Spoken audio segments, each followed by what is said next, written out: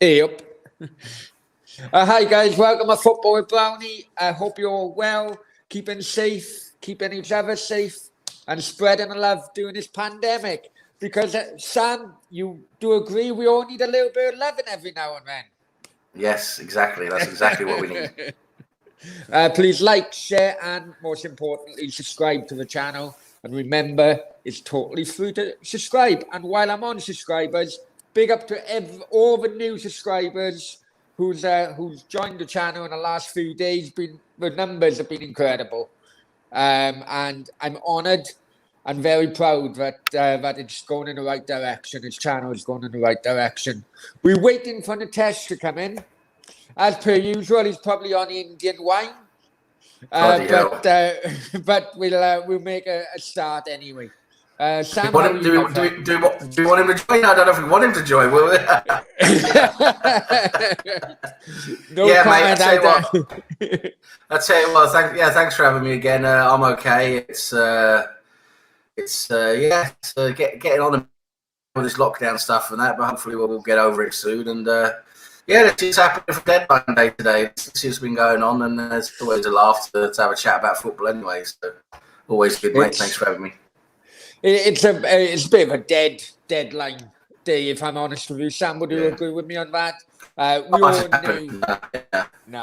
We all knew going into this window that due to COVID, it was more than likely going to be a lot of loans rather than a lot of actual permanent signings, and that's what it turned out to be, really. Yeah. I don't think I've ever seen so many loans during a transfer period as I have during this January. Yeah, it's all loans now, isn't it? It's all loans, and just to use as little money as possible, I suppose, just to get to. And it seems to be a lot of stopgap signings as well, just to get to the end of the season and that, getting some extra players at the end of the season and see what happens then, at the summer, basically. Yeah, that's fair enough. So, as an Arsenal fan, Sam, hang on, we'll go to the chat. Yeah. Russ, mate. Russ. Raunchy Russ. And there's Richard as well. Richard, I don't know, Sam, if he joined his boys' channel, which is West Ham Unofficial. He's much better than me and you at this doing these things. Sam, I'd be honest with you. So we're pretty useless, to be honest, aren't we? we are us oldies, I tell you. But and we've got Harry as well. Hi, Harry. Hope you're well. Big up, Harry. And A up. I made a signing earlier on. Absolutely underwhelming signing, but we'll go into that, I'm sure. Right. Going as an Arsenal fan, Sam. Yes. Rate out of 10. Mm-hmm. Which on your feelings on the transfer window, Arsenal-wise? For me, I think it gets a solid 8. I think it's been a very good window overall, because what we've done is we've got rid of Edward. Got rid of Kolasinac. We got rid of Socrates. We got rid of Ozil, the biggest, wall on off, basically. Finally got rid of him. Today, it looks like we've got rid of Mustafi as well. He's going to Schalke. Agreement to terminate his contract so he could go to Schalke. Which is all very good. We wanted these guys out for a long time. It frees up a lot of the wage bill, as well as also, a lot of that going on off the field, with various problems off the field. Then I think some decent loan signings, to let the kids go out and loan the guys who are not playing very much. But today we see Maitland-Niles, who unfortunately, it's a bit of a shame with Maitland-Niles, because I think he does have a role to play for our team and for our squad till the end of the season, but I just think he's just a bit on the outside. So Arteta said he'd rather have him playing regular football every week than, just now and again, which I understand. So he's gone to West Brom. Willock has just recently, his deal has just gone through to Newcastle. So Willock will probably be getting a lot more games there at Newcastle, which is good for his development. We have a young kid who hasn't really played a lot for the first team, but is a very promising kid called Matt Smith. He's gone on loan to Charlton, which is, what you need to do. Yeah. A bit surprising that Reece Nelson hasn't gone out on loan. We would have thought he would go out on loan as well, but nothing's really happened with him. And then, so when it goes to getting rid of all the players we want to get rid of, I think that's where our transfer window has been really, really good. We've got rid of the players we want to get rid of. Got a lot of wages cleared off of our wage bill, and it frees up a lot for the summer. I think the summer's going to be very interesting for Arsenal now, for transfers coming in. So we're all looking forward to that. And then when it comes to players in, as you said, you're right. It's a very tough window unless you're sitting on money from a transfer. Like Chelsea have done, and a couple of other teams have done. They've been sitting on money previously. There's just not much money. There's no one spending money in this COVID period. Everyone's hedging their bets and trying to keep hold of the money as much as possible. So it's all, like you said, it's all turned into loan agreements. It's all loan this, loan that, loan with an option to buy. All of that now, basically. And January is a funny window anyway, because you're not really going to get. Most players are not really going to leave their club mid-season, especially if they're in the Champions League or if they're in an important league, battle to win the league or whatever. It's just not going to happen. It's a difficult time or a difficult window to get big name signings, even though they have happened now and again. But so that's why I thought Arsenal did very well in getting basically one of the biggest players, I think, that was possible to get hold of at this time in January. It made sense to get hold of him. Was Erdegaard. We had a nice podcast about that. People should check that out. Your podcast we did together on that was very, very good. I really enjoyed it. It was really good. So people should check that out. Yeah, definitely. And so we got him. We got Erdegaard, which I think was a very smart piece of business, considering the details of it. And also Matt Ryan came out of nowhere. Very, very decent backup goalkeeper. He's been the first goalkeeper for a long time for Brighton. So I'm very pleased. That's what I'm saying today. It would have got to a 9 or a 10 if we'd have brought in maybe another midfielder and maybe if we'd have got a left backup. Because I still think now with Maitland-Niles gone, it leaves us a bit short there at the left back position. Because Kolasinac has already gone already. Even though Cedric has showed he can play there, Tierney is, it looks like Tierney's going to miss out again tomorrow. Tierney's got a bit of I think I'm a bit worried about Tierney. He can't play. He can't play many games in a row. He's always got to miss. Sam, they knew this when they signed him. Let's be honest. So that's why we need. That's why we need a better back. That's why we need better backup than Cedric, in my opinion. Even though Cedric's looking good. So I think maybe that's why Arteta sort of thought maybe we don't need a left back. But I would ideally like to brought in a left back who can cover.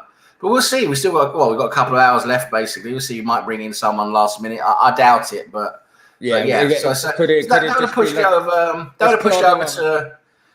over to a 9 or a 10 for me if we'd got a left back and another midfielder for cover. But overall, I'm very pleased as an Arsenal fan, and I give it a solid 8, like I said. That's fair enough.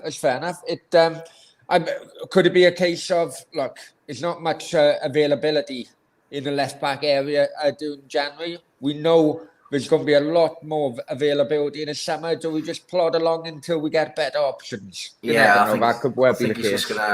Probably just going to say, okay, we'll go with Cedric now to the end of the season and reassess it then in the summer. Probably, that's probably what they're going to do. And following on from our podcast the other day, Sam, as you mentioned, for people who haven't checked it out, please check it out. It does give a good background to the life of growing up of Martin Odegaard. Following on from that, Marca has gone public today. And for people who don't know Marca is a Spanish mouthpiece of Real Madrid. And they've gone public today to say that Zidane will not be manager of Los Blancos next season. Although we did pick that up from Guillaume Balaguer from his podcast the other day, Sam. So would that would that now have a different outset in the mind of Martin Odegaard? I don't think so, because I don't think he wants to go. I don't think he wants to play for Real Madrid anymore. I think he wants to move on. I think he wants to because he knows at Real Madrid there's always going to be a problem with playing time and other. It's like at Real Madrid. You start playing games, and all of a sudden you never know when you're going to be dropped, and then all of a sudden they buy in some major superstar who's going to take your spot. He's been there for 6 years now, so I think for after 6 years now, I think he wants a new chapter. He wants to play regular football. I think he wants to be instead of being a very small fish, in a big pond. I think he'd like to be more of a big fish in a small pond, so to speak, and just get more regular playing time and find a club that suits him better. I don't think you'll see a big boy wanting to stay at Real Madrid. I think if he does well at Arsenal and he likes his time at Arsenal, I think Arsenal can have a good chance of signing him permanently. But if it doesn't work out, then he'll probably go somewhere else, I think. Nitesh, just bear with me a second. Just something's caught my eye in the chat, mate. 1 second. Hi, Frankie. Hi, Zane. Something Zane have just said. No. Jack Bynon. I think he's been on all our channels, haven't he, Jack? Avid watcher of the channel. One of my mates got in hospital with COVID today. Well, I'm sure that we can all wish him well. Wish him well. Speedy recovery. Yeah, get well soon, Jack.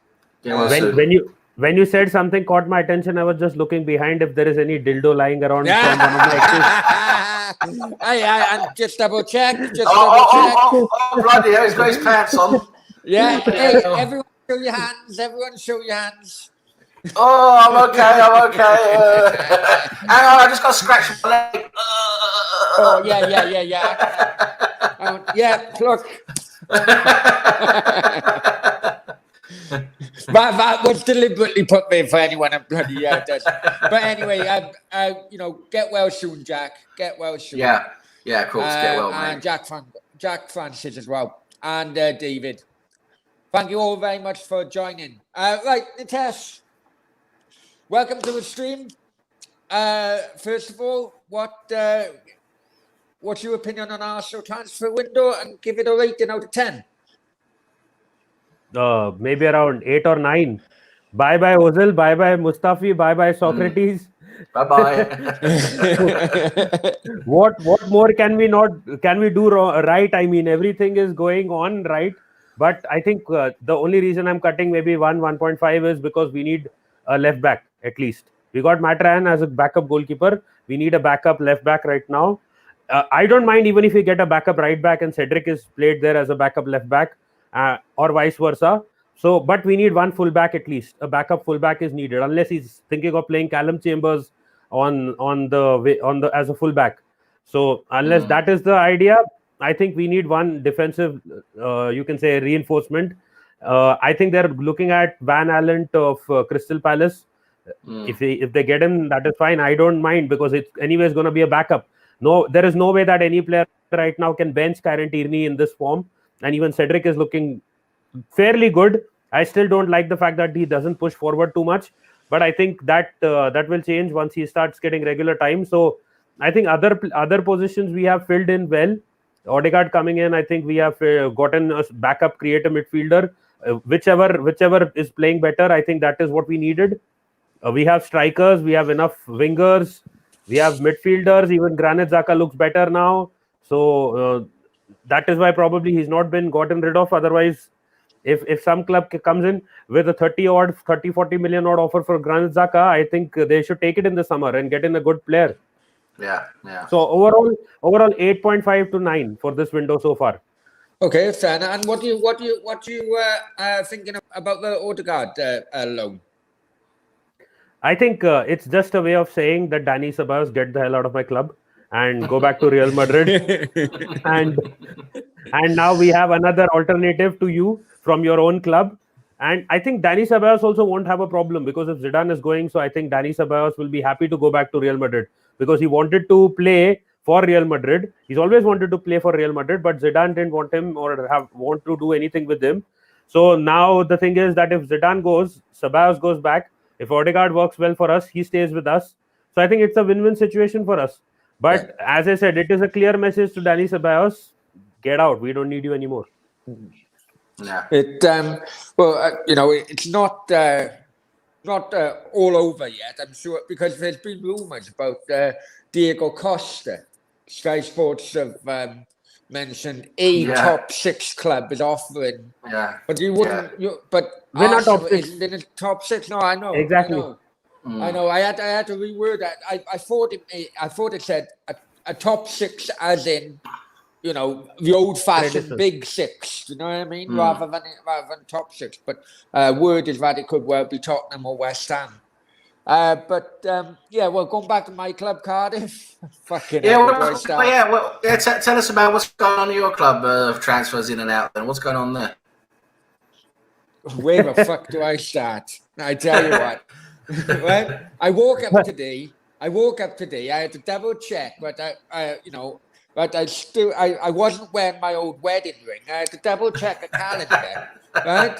And that was because I thought it was 2012 and not 2021. Honest to God, some of the names in which we were linked with throughout the day, I thought. Just fucking. I'm going back. Was Kevin Campbell making a comeback? Yeah, I know. Yeah, fucking. Even Kevin Ratcliffe was touted. Kevin Ratcliffe got it back. Adam, you can always take Willian if you want. Yeah, we can give you Willian. Willian if you want. No Jesus. problems. Well, we've made one signing today, which is Johnny Williams. Now, I don't know if you guys know about Johnny Williams, but he's a good. Familiar with those. He's a good player, technically good player, very, very injury prone. He was in Premier League with Palace. To be honest, I'm very shocked he's still 27. Right, okay. Is he a bit of a journeyman? Has he been to many clubs? He's a bit of a journeyman. Yeah, he has. He was on that Sunderland documentary. Right, okay. I've seen that. Yeah, it was good. That was Sunderland till I die. So he went down with Sunderland. He's now signed him. And it's only 50 grand. Yeah, he played with McCarthy at Ipswich. Right? Is it a McCarthy thing then? It's obviously a McCarthy thing then, isn't it? Yeah. I think so. Yeah. Yeah. And it's like we don't need him. We got Harry Wilson, which we're paying a fucking shed load of money for. It's the same fucking. Who's your best? So frustrating. Who's your best paid player at the moment? Who's like the number one? Well, they don't have a best player. Best player or best paid player? I thought that would be like the same. The best player would be the best paid if it's. Well, it all depends rumours-wise. All depends what you mean rumours-wise. The rumours are Harry Wilson is because they've had to give him a shitload of money to come here in the first place, even if it was on loan. Right. But there are also rumours for goalkeepers on 30 grand. Right. And unfortunately, some of them are still on Premier League contracts. What happened to the Arsenal right back? Is he injured? Got injured. Been sent back. Mick McCarthy was asked about him. He said, "Well, last time I heard, the last time I heard, he's going to be out a little while." So fuck knows. I don't think he'll ever come back, if I'm honest with you. But it's looking bleak. It's fucking looking bleak. Adam, we know that no one ever comes back to Cardiff, so you don't need to tell us that. I know. After that rebrand, I haven't got back to Cardiff. Was there anyone you were hoping for? Realistically, was there any realistic signings you were hoping for? Or? Well, the thing is, Mick McCarthy is only on a 6-month loan. 6-month loan. I wish he was on a fucking 6-month loan. Give him back. Well, he's on a 6-month contract, right? So you have to think, well, what player in their right mind is going to come here? If he likes McCarthy, thinking, okay, well, I could be under a different manager in the summer. Do you know what I mean? So we've had a striker called Gritsko, who we paid, for a Cardiff level, we paid a bit of money for, a few million for. He's gone to Mainz in the Bundesliga. Right. A little bit of a part in the shot to Cardiff as he went. which was, Mainz plays to my style of game, my abilities. Basically, saying Cardiff long fucking ball. I didn't have a chance. Basically, that's what it is. Yeah, just boot it up the field, basically. Yeah. Exactly. Yeah. So, I think very much like what many Arsenal fans have a similar mindset. Look, let's just get this season out of the way and fucking build from. But yeah, because I mean, according to what you're saying, I can understand it must be very hard to both plan and also for players. I mean, looking at coming to Cardiff, like you say, first of all, I think Mick McCarthy is a problem for a lot of players because I think a lot of players probably don't really want to play him or think it's not really a good manager to play for. And also, I think, like you say, if he's a 6-month contract, like an interim contract until the end of the season, basically, it's like you say, you don't know what's going on. You don't know, it could be a completely different manager. Everything could all change in the summer. different style, different everything. So, it must be so hard for a player. I mean, to get a player interested in coming there when everything can all change in 6 months, right? I mean, sounds like a very difficult situation to be in, really. It's typical Cardiff. It's a fucking car crash. What about Tan? Isn't Tan interested in doing anything, or? Well, I don't know if you watched my podcast, my latest podcast with Dan from GMTV. No, but we were going through. There was a secret meeting. Listen to this now. There was a secret meeting with select press members there, select heads of supporters groups. Not all of them, not all the press, and there was a ruling. Now I don't know if they had to sign something, but there was a ruling that you could only leak out information from the meeting, which they allowed you to. So very watered down what was mentioned there. But they have had a few offers for the club. One was generous, apparently, which they took to Vincent Tan, but he turned it down. So if he turns down an offer in the middle of COVID, well, fucking hell, what's he want to do with the club then? Yeah. It's all over the shop, and this COVID doesn't help because fans can't see. Arsenal fans as well. They can't see. No matter what team you support, there's no light. There's no light at the end of a tunnel. No fan can know just how much is in the money pot. Exactly. You've got no revenue. You've got no revenue. When you've got no revenue, you can't plan, right? When you can't plan financially, you can't spend money because you don't know how much you're going to have left. You just can't plan. Exactly. That's what's so difficult, Yeah. You don't even know when a revenue stream will start back of when fans can come in. So in a way, I don't blame clubs for not spending. But you have to have some kind of emergency measure there if you find your club is fucking precariously near the relegation zone in which Cardiff is. You have to have some kind of backup funds or something like that, Yeah. But most clubs don't have that. Most clubs don't have that, unfortunately. That's not there, is it, for most clubs?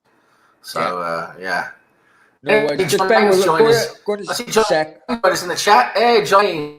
Big up, John Wayne. Yeah, we got Craig now. If that's Craig Morgan, I'll check my Insta soon. Right, mate? Got Frankie as well. Everyone needs a little bit of loving, Frankie. Everyone needs a little bit of loving.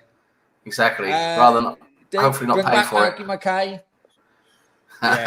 Yeah. 8 points off relegation. I know. No comment.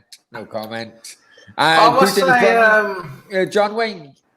Go on. Yeah, big up, John Wayne. I was just saying, I'm looking at. So let's go through some of the deals that have been happening today. Then. So, let's do that. So we know what's been happening at Arsenal. Liverpool signed Davies for Preston. I thought that was quite a big surprise. I couldn't really see, a player from Preston, but apparently he's quite good. this Davies from what I've been reading. So I haven't really seen much of him, to be honest. I even as a championship supporter, Sam, I mean, whether it's because it's not many, you tend to like focus on you buy like an EFL pass, to watch your team online, but you tend to focus just on your club, really. So that's a bit of a surprise. I think it's a bit of a I think it's a bit of a it's desperate, obviously, because they can't spend much money and a bit of a desperate situation to try to get him in. So it's probably going to help them for a little while anyway, while they've got these injuries. And then they've got this Kabak from Schalke. I haven't really seen much of him either. I only know of him because Cardiff were linked to him before he went to Schalke. Adam, I have a question for you. Adam, I have a question. Would you take the Kroenkes at Cardiff? Kroenkes against Tan. Oh, fucking hell. That is a fucking close call. But you know what? and you guys know I've always said this. As an outsider looking in, I could see what Arsenal were trying to do. Whereas Cardiff is just a mishmash. Every fucking season, every end of the season is a mishmash. They go from a long ball manager to a passing manager and expect all the team to just change like that. They go back to a long ball manager, and it's kind of like there's no long-term plan. There's no long-term plan. Yeah. And even though you guys don't like it, I think I would have Kroenke over Tan. I really would. So then probably, Adam, it's high time you start saving your monies off those hookers. You may finally be able to. You may finally be able to buy Cardiff City soon if it goes any worse. Oh, jeez! Save up a bit of money. Save up a bit of money and buy Cardiff. Wow, I don't know. So, well, regarding that Davis from Preston, I mean, even as a championship follower, I haven't heard much about him. But it'd be very much like Robertson, wouldn't it? If He's 25 years old, yeah, 25 years old. If it does work out, how many fans from other clubs will be blaming their own club? Why the hell didn't you get him? It's one of those things. It's either going to work or it's not. It's one of those. If it works, it's going to be like, wow, why didn't anyone else go for him? And if it doesn't work, it's going to be a flop, right? So he's 25 years old, and apparently he's like a utility player. Can use him all along the back line, really, from what I've been reading. Apparently he's quite good. Apparently he's done quite well for Preston this season. So, Liverpool are desperate for defenders, aren't they? They've got basically all the defenders injured, central defenders. So they just got out. I thought that was going for Mustafi there, but I think last minute they bulked on that and said no. Let's go for Davies, and then Mustafi can go to Germany. Klopp must have told him fuck off in German. Yeah, exactly. That tells you something. That tells you something, right? That Liverpool, Mustafi is available, and Liverpool would rather go for Davies from Preston than to go for Mustafi. I mean, that tells you something, doesn't it? I to be honest, for what I read, I think it's because they want to keep one slot, one non. It's probably slot. Probably a non-homegrown thing. To come probably. But you are right. And, it's strange, doesn't it? It does look strange, yeah. Because I know that they're from our enemy, and he plays for your enemy now. But Joe Rodon, who now plays for Tottenham, I do rate him. But that's only because I've seen him play for Wales as well.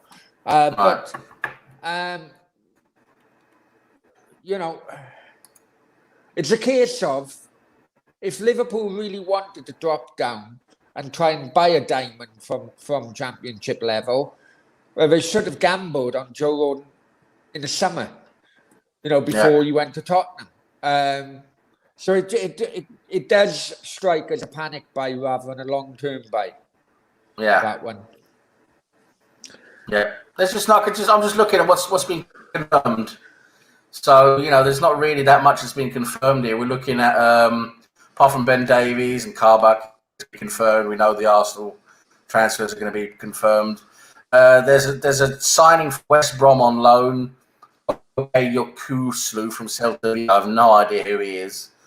And then we've got an very international signing here for Brighton, 4 million. Moises Caicedo or something, Independiente. So we're looking really, exotic clubs here. I have no idea who they are, but that's probably just, squad fitness, I suppose, for Brighton and West Brom. Oh, no. He's that guy, wasn't he? Linked with 19-year-old, didn't he? Ecuador. Is he? Moises Caicedo. I've no idea who he is, to be honest. I've never heard of him, to be honest. Consado. Well, basically, Man United were going to sign this guy. Goldbridge was all over this for a couple of weeks. Man United were all over this guy. 19, already in the Ecuador national team, very highly rated. And for some reason, United pulled out. And it then allowed him to go to Brighton. Very highly rated, that guy. While we've been talking about it, Sky Sports' Vinny O'Connor is reporting that Everton have agreed a deal to sign Josh King from Bournemouth verbally. But he also says, but so have Fulham too. Right. He was being linked with us also. He was also being linked with us. Josh King. He's a decent player. He's very hot and cold, but he's got some decent skills on him. Let's see. So there's some other stuff in the pipeline now. It looks like Southampton are going after Minamino from Liverpool. On loan. Really? On loan. Seriously? Southampton are going for Minamino from Liverpool on loan. Fulham and Everton are both in for Joshua King. And then there's a couple of, let's see, there's players here I don't really know. One of them I remember. David Nugent. David Nugent. Yeah. He's gone to Tranmere. David Nugent's gone to Tranmere. It's the third signing tonight for Tranmere. And we've got Daniel Batty. Has gone from Hull City to Fleetwood Town. Yeah. No. Everyone jumping in the air over that one. But there's been no major signings, has there? There's been no major movements, no big names. The biggest name I would say is us, Arsenal. We with Erdegaard. I think that's the biggest name. I agree. Yeah. But what that sticks out, that Josh King thing for me sticks out is that West Ham have been linked to Josh King for months. They could use him. They could use him. Yeah, they could use him. West Ham. They haven't really. Well, they got one recognised striker who is actually a winger, but Moyes have turned into a striker. Yeah. They got very up and down. Sebastian Haller. They got rid of Sebastian Haller. Oh, Haller, he was crap. Jesus Christ, he was crap. No, but he's doing well. He's doing well once he moved away. He's doing well. Yeah. But at least they had backup. Well, at least they had backup. Now, I do watch a lot of West Ham fan coverage on YouTube, and a lot of them are saying, look, the bottom line is, not many of us are sold on Josh King, but at least he's something, Well, the thing with Josh King is he's a bit of a confidence player and a bit of a form player. If he's in form, he's a good finisher.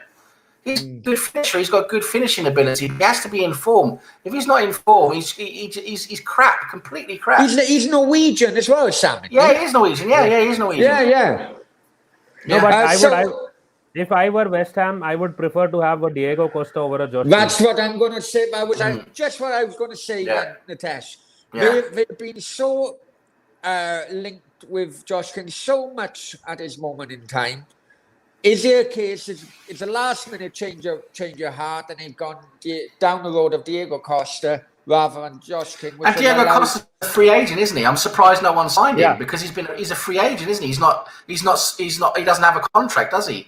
He's not. I think it's more to do with his attitude. That is the problem. Yeah. That is the reason. I think his fitness as well. His fitness. He's been having problems since he had COVID.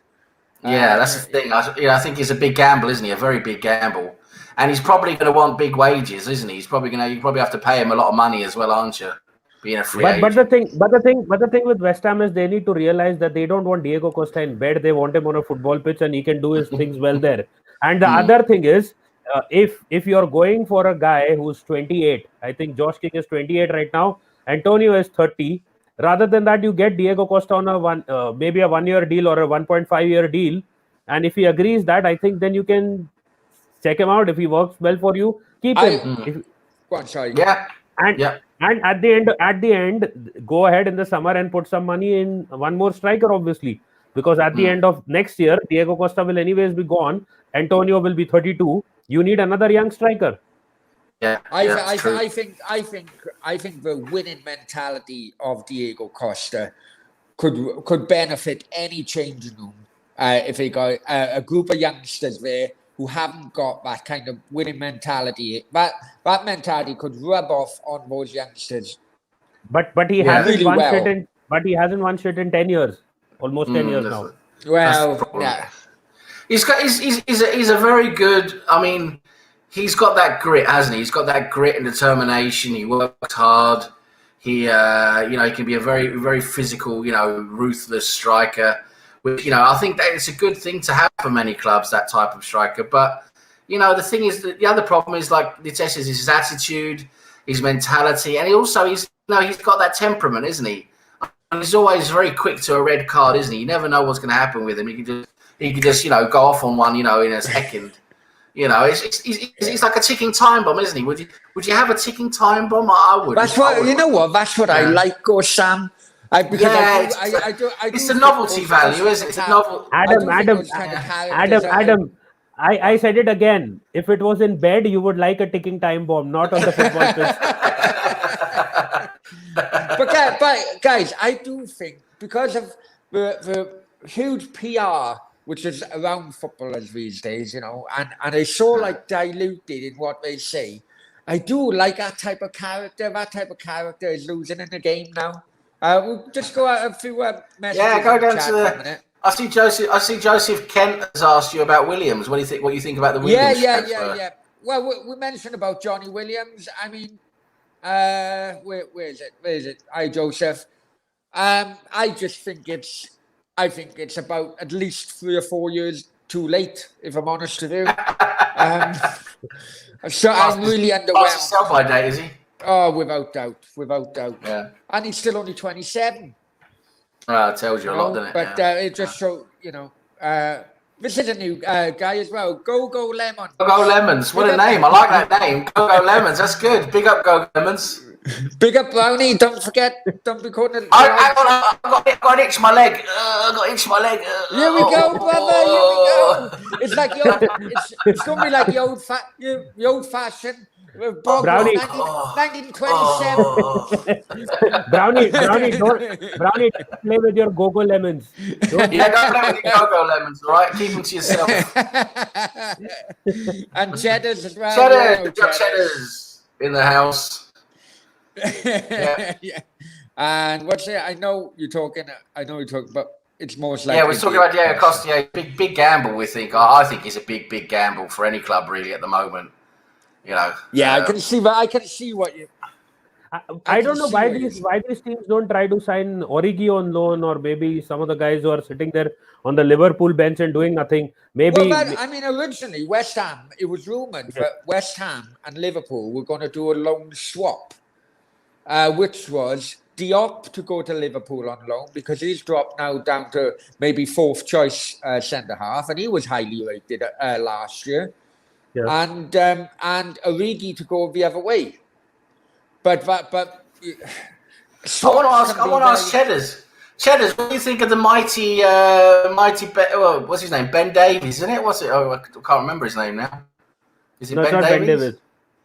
Ben Davies is a different. He was another one, wasn't he? What's his name? Ben. Yeah, Ben Davies. His name is. His name is Ben Davies. Yeah. He's also Ben Davies.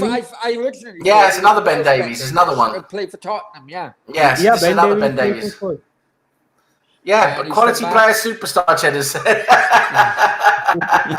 Yeah, and you got this Karbak from the Turkish Karbak from Schalke, which you guys got because you didn't want to have Mustafi. Why could Cheddars? I'm blaming you for this one. Why couldn't you fucking get Mustafi? Come on, he's just up the road in Colney. Just fucking got Mustafi. No, you couldn't have him. You had to go for Ben Davies Preston.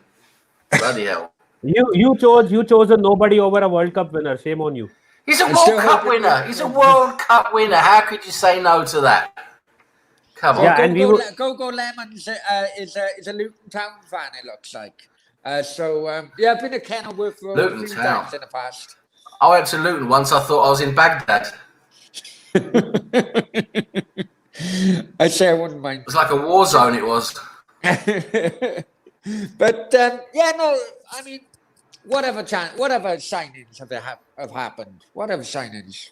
I'm having a look now. I'll show you. I mean, there's tons in the football league. I mean, just loads of players. Dele Alli as well. What was the strange Nothing's situation happened with there. Dele Alli, wasn't it? He was meant to be going to PSG, and that was on condition that Eriksen would go back to Tottenham on loan. Yeah. But then all of a sudden, Daniel Levy put a stop to it at the last minute, apparently. Right. Yeah, that was Eriksen coming back to Tottenham would not happen because the way he left anyways. He wasn't playing for them and all those things. Yeah. But I thought PSG finally woke up and realized that Dele Alli is shit, just like Jesse Lingard. Well, apparently to Sam he's better than Odegaard. That is what I was also going to say. If you remember that conversation, I said, how many games has Dele Alli played this season? I think 2 games he has started and 1 game as a substitute. So he's a Premier League player. But the guy has played 2. I know. Or I think 1 game and 2 substitutes. Hey, hang on. Half a Cardiff team are former Premier League players. Weren't fucking good Premier League players, but they're former Premier League players. You know what? When it comes to Dele Alli, I know he's, I think it's just he doesn't want to play for Mourinho. I just think he hates Mourinho. That's what it is. He can't get motivated. He doesn't want to play for Mourinho. Because Dele Alli, if he's motivated, he's a good player. Remember how good he was. He was having a bad season last season at Pochettino as well. Yeah, It's not the Mourinho thing. When Mourinho came in, he started scoring in 2-3 games. Initially, he was scoring lots of goals. I think he scored around 3 to 4 goals in 2 or 3 games. 3 games, I think. So he started off very well. Everyone thought that it would not work, but eventually it is he who has faded away. And then eventually Mourinho has dropped him from the team. Who would play Dele Alli when Kane, Son, Lo Celso, and all these guys, Bergwijn, are playing the way that they're playing? Why would anyone play him? And that is why when I saw that he's better than Odegaard because he's a Premier League player and all that shit, that's never going to work out. I know you're both Arsenal fans, but did you watch that Tottenham documentary? Yes. No, I didn't. All or Nothing. I did. It's very good. Very good. It is very good. It gives you an insight just exactly what goes on. I know it's going to be selective kind of viewing, but what it did say was one part when Mourinho went into Tottenham, he went to Levy and he said, "Look, Alex Ferguson only told me one thing really," and Levy said, "What was that?" He said, "Because while Mourinho was in charge of Man United, he said go all out and sign Dele Alli." That's just how much he valued Dele Alli at the time in which he was a very good player, wasn't he? A few seasons ago, he really was. Yeah, no. But unfortunately, and I'm going to say this because it's happened to so many players, Cardiff players, exactly. I can run a list off of all the goings on after off a pitch with some of the players, but. Unfortunately, London attracts the worst out of players off the pitch at times. It is a party city. It was a lazy kid as well, isn't it? You saw that in the documentary. That's what it's a party city, and no, Dele Alli is only best is doing this Apart from that, I've not even seen him do too much. That Delhi Ali challenge, that was the only thing that he was doing everywhere. See, he started off, he had one good season, I'm not denying it. But beyond that, he was always looking like you can say, a wrecking ball which was going downhill, because Yeah. he was never like looking like a world class player. So based on that one season, maybe Sir Alex Ferguson must have told him, but then Sir Alex Ferguson also let Pogba go when Pogba could have been Pogba. So there are see, not every assumption is going to be perfect. He had Jesse Lingard in his squad. What has Lingard done in the last 3 years? Nothing, absolutely nothing. Jesse Lingard is a graduate of the academy. So Yeah. I think at the end of the day, these guys, when they went into the English side a little early, they have become complacent and lazy. And he should have left maybe Spurs or maybe a season or two ago, so that he would have to fight for his place. And it is his wrong call that he has decided to stay with Spurs. If he would have probably moved away somewhere where he would have had and maybe an easier chance to get into the team and start playing regular football, maybe he could have redeveloped again. But he's not done that, and he's just there and just eating the free money up. He's kind of their Ozil, you can say. Well, Yeah. with Lingard, I don't know what you think, Sam, but Lingard, this is his, in my opinion, this is his last opportunity at high level. If he doesn't take this opportunity with both hands, he's got to, hasn't he? Yeah. He's at a level now. If he doesn't perform at the level, then he's just not going to do it, is he? He just can't do it. I know. I just want to ask Cheddars. Cheddars, we were talking earlier about Southampton. I won't go off cam. I won't go off cam because people will be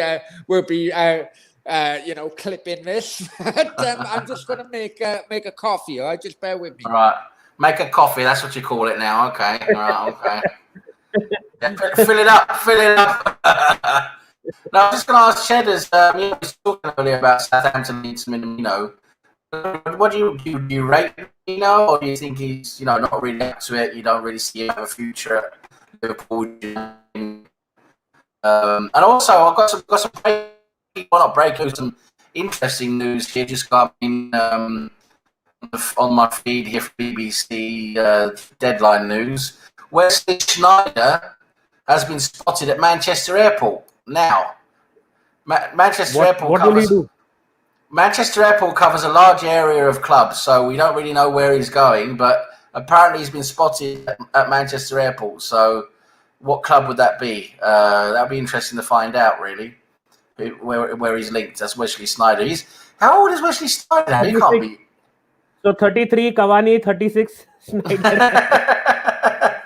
I doubt it's Manchester United or Manchester City, but there's a few other clubs around Manchester there. The Manchester area.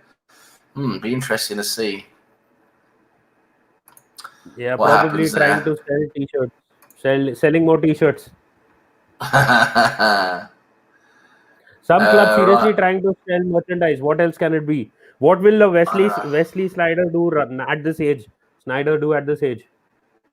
I have no idea. There's just a tweet coming in saying spotted. There you go. I'm back. Right. Shall I go into a chat a bit? Let's see what. Oh, sorry. It's a joke. Sorry, it's a joke. I didn't see it. It's a joke. Bloody hell, I fell for it, didn't I? It was a rewind. It was a rewind. It was nostalgia because it happened before, didn't it? I thought he was going to Manchester United. It didn't happen back then many years ago. So sorry, folks. False alarm. Wesley? There's a tweet that Wesley Sneijder was spotted at Manchester Airport, but it's basically just a joke from many years ago. From many years ago, when I thought he was going to United. To be honest, I thought he had retired. That is why I was looking at it, and then that's why another thing I thought it was 2012. Once again, Jordan Rhodes was linked to Cardiff again. Bloody hell. Right, here we go. Let's go and chat for a little bit. Cardiff City fan says Williams will get, and he does correct that, injured straight away. That's exactly what I said, guys, isn't it? That's exactly what I said. Go Lemons. Quality name, this guy. I'll take Dele Alli at Luton if no one else wants him, although we'll probably struggle to start first. You would probably have to sell your whole club to sign him. Well, I'll tell you what, is Nathan Jones still manager of Luton Go Lemons? Because I know Nathan years and years ago. He actually played for my hometown Murph Tidville in the conference. That's how long ago we're talking. He actually Bloody played. hell. Nathan Jones actually played in Spain as well. I was remembering the WWE. Bargav's here. Bargav's in the chat. QPR beat Big up, Watford. Bargav. I don't know. Are they winning? Are they winning at the moment, or they've beaten them? Have they? The match is done. The match is done. Okay, QPR won, did they? Yeah, 2-1. Watford is funny team this year. Hot coffee used to be. Adam, remember which team beat Watford and got them relegated?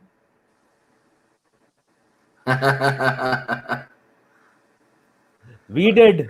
Did you? Yeah. Did you? Oh no! Because to be honest, the last game in which Cardiff won was against Watford. Remember, I done a video of me dancing. Fucking hell! I think the gods just didn't want me see me dancing again. Hence, is why we haven't won since. Milmino is awful. Cheddar says. Well, I mean, I don't think you haven't had a good run at it. I don't know what you guys think. No, he's just not. I don't think he's looked good as the games I've seen him play. I don't think he's looked good at all, to be honest. So yeah, probably just all right, probably just to get rid of him. Oh yeah, and yes, I did fall for it. I did fall for the Schneider thing. I felt hook Schneider thing. I just saw it popped up in the deadline feed there, and it's always spotted at the airport. And I just completely forgot the guy's a fucking oldie now. I just saw the name Schneider, you know. No, it's breaking news as well. Swansea have just signed a South Korean player called Wang King. Banking.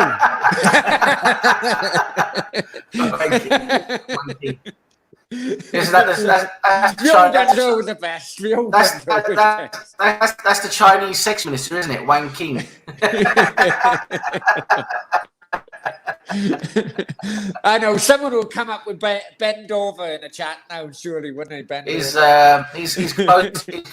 closely related to the Chinese tourism minister of tourism. His name is Camping.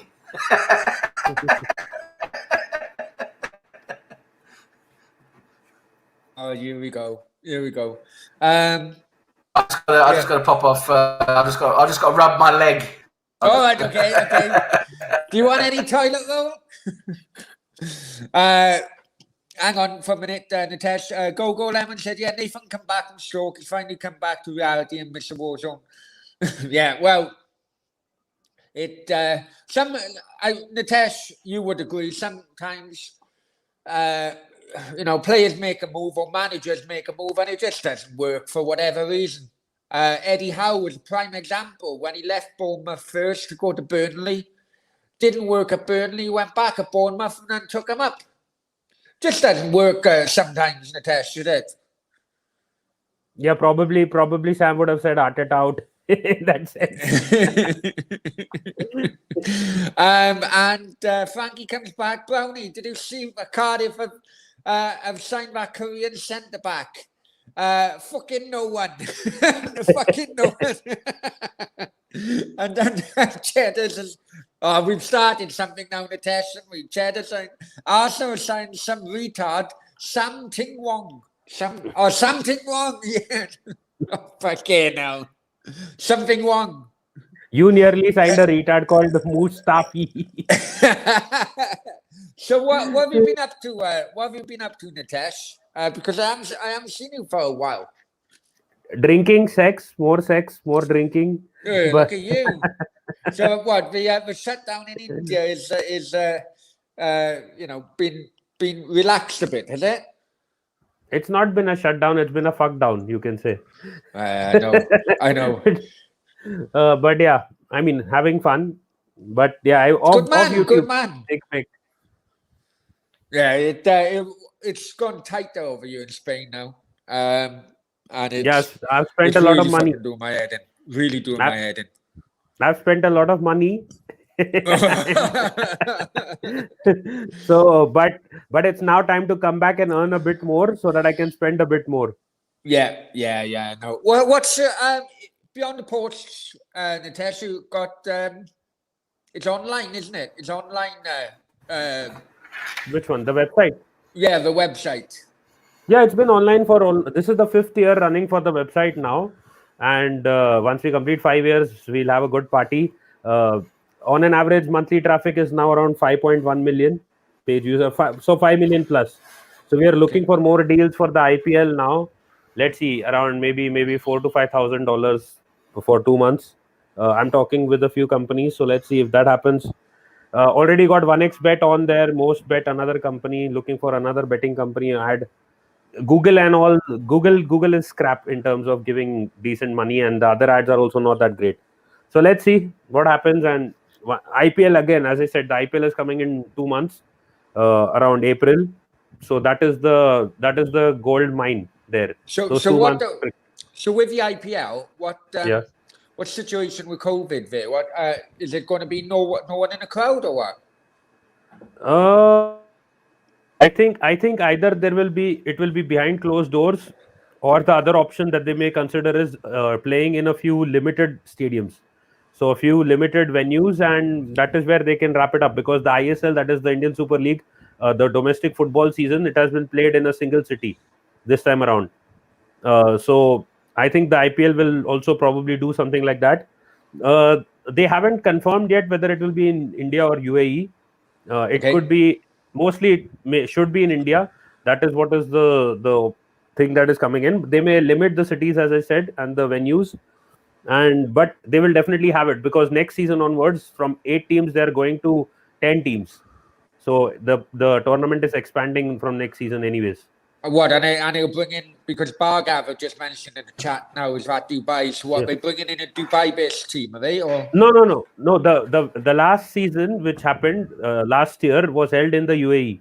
all So- right, okay. So yeah, he's asking whether they'll be going back to the UAE or not. I think it will be in India, and maybe a couple of cities or 3 cities will be involved or something like that. The ISL is happening in Goa, so all the football is happening in Goa. Okay. So maybe something similar, like 1 city or 2 city venues, and they will wrap up the games, because there will be around like a bubble, like what it was Yeah, with yeah. the Champions League last season, man. Is it? Yes. I got you. Yes. I got you. Yes. What is the kind of situation in India? The COVID situation. What? Last I heard was around 15,000 to 20,000 cases in a day or something like that, all across the country. So it was fine. I have been going and getting drunk and like roaming around. So like for roaming at least around. 15 Like, hey, after what's happened on YouTube of late, I don't think you should be using expressions like that. Roaming around. No, so with what my the point? toilet roll in hand. No, my hands are here. One is behind my head and one is here. But yeah, no, I mean, I don't really know what the how they go about this, but Marbella's hit basically. Marbella and Estepona's hit 1,000 cases per 100,000 now, and they took urgent action, just shut everything down basically within 24 hours. I heard that even Spain had a new strain of the virus and all that shit coming up in the news. Yeah, and stuff. well, they're calling it the British strain. It's kind of interesting that certain countries are getting the blame for this. It started in China. Now you got the British strain. Now you got the Brazilian strain. People are just crying out for the Colombian strain. That's the problem. Do you know what I mean? We all like a Brazilian, don't we? Come on, Adam. I know you are crying out loud for the Russian strain. Russian strain. Yeah, I know. But You already had the Russian strain. He's already had it. It's been gone now. Oh, I know. You don't need to get that emotional, Adam. Don't worry. Hey guys, I just want to say something. Something that's a bit surprising. I'm looking at basically I'm going through Twitter deadline day, #deadline day. So I'm looking at all the latest, tweets coming out related to deadline day. Something quite interesting. Daniel Rugani is being loaned to Cagliari from Juventus. He was originally on loan to Rennes, and then what they've done is they've cancelled the loan to Rennes and now loaned him out to Cagliari for the rest of the season. Now, Daniel Rugani, isn't he regarded as quite a good defender? We were linked to him, weren't we, for a long while? I remember that. I remember that one. So I'm thinking of available. I'm thinking of available defenders. It's strange, maybe. He's quite a well-known defender. I just think it's strange that no clubs have come in for the needs like Liverpool or haven't gone in for him since he seems to be available. Gone out on loan again now to Cagliari from Juventus because he's obviously not getting playing time at Juventus. So I just think it seems to be maybe I don't know, mate. I haven't seen him for a long time, so maybe he's not that good anymore. But he was a big name a couple of summers ago, wasn't he? Wasn't he linked at the same time, like Dybala was linked to United? Basically, when Juventus knocked Tottenham out. Yeah, we were linked to him as well. League, around we that were time. also linked to him. I get the feeling. I get the feeling it's like all impulsive. At that point of time, everyone wanted him, not just Arsenal. A lot of clubs wanted him. Now no one cares about him, and he's going around like on loan deals when there are clubs like Liverpool who are desperate for defenders. They don't give a damn about him. Who is he? Now it's like that. Yeah. And Liverpool is signing players like Ben Davies and Ozan Kabak and all these guys. Like they are obviously maybe they are planning it for the long run.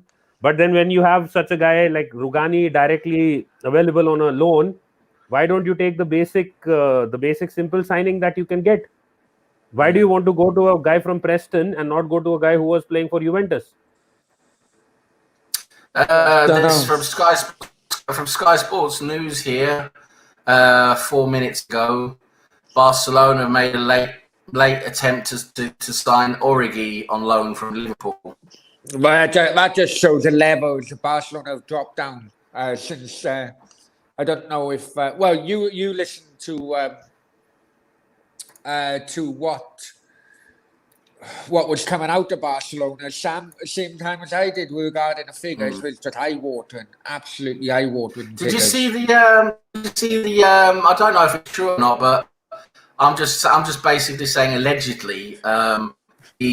The contents, the details of the Messi contract, his latest contract he had, and it was he was paid 150 million euros a season. Yeah, I know. Yeah, 150 million euros a season. Fuck me. His contract was a 4-year contract. 4-year contract. That's 550 million euros for a 4-year contract. And Barcelona are wondering why they're 1 billion in debt. I know.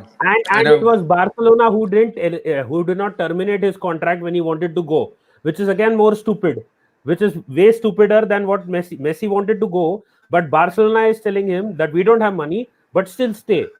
Yeah. But I think the key, yes, in Barcelona's eyes, that would have been eye-watering. But surely, to offer such a deal, they would have made more money on that to pay him that. Sure, you would have thought that. However, the figures say something a completely different story. The figures have recently come out, if you know what I mean. With marketing and this, that, and the other. I don't know. I did watch a podcast earlier on where a guy who will never get named on my channel was talking to you and just trying to put you down the test, but you were right all along. It was basically Barcelona will never go bankrupt. Well, technically, they already are bankrupt. That was on Igel's channel earlier on, Nitesh. Technically, they are bankrupt. So that bloody argument has gone out of the window. It's the system. It's the system. They go on a president-style system. So supporter kind of system. Everyone votes, whatever happens. Hang on. Important news. Yeah. Very important news. MK Dons have completed the signing of all defender Zach Jules. Oh no! Zach Jules has gone to MK Dons. We just need to let that sink in. I just seen that MK Dons have just signed Will Grigg on loan, and that just brings me back to the Euros when Wales played Northern Ireland, and you got that song which even the German players were singing it. Will Grigg's on fire. Your defense is competified. And in the was it the quarters or the second round, second stage, I think, Wales playing Northern Ireland, Bale scored. Absolutely terrible game. But when Northern Ireland fans were singing that, I'm not kidding you, the Parc de France was fucking bouncing. It was absolutely bouncing. The Northern Ireland fans really give some that competition some colour, I tell you. But they done a heat map for Will Grigg then, a heat map, you know. He never had 1 minute on. It was the most popular song throughout that competition. They never had 1 minute on a pitch. So the heat map was just him warming up and down the sideline.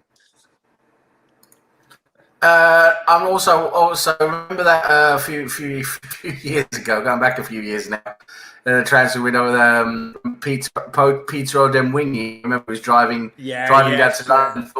Thought he could get a move to QPR. It never happened. and he was filmed on Sky Sports outside of QPR. What a fucking moron, honestly. He was another one who went to Cardiff. That didn't end well either. I think he's one of those players who just go anywhere and give him a quid, basically. Yeah, it's just... wasn't Chelsea bought for a quid? Yeah. 1982, wasn't it? 82 or 84. Ken Bates. But technically they were bought for a quid, but they had loads of debt then, in which the buyer would have to take over. So technically it wasn't a quid, but that's what I said. It's a Poundland club. It's a fucking Poundland club. It's Chelsea. Adam. So there's still hope that you can buy Cardiff for a quid. Oh, jeez. There's still another thing. Have you heard about with Cardiff as well?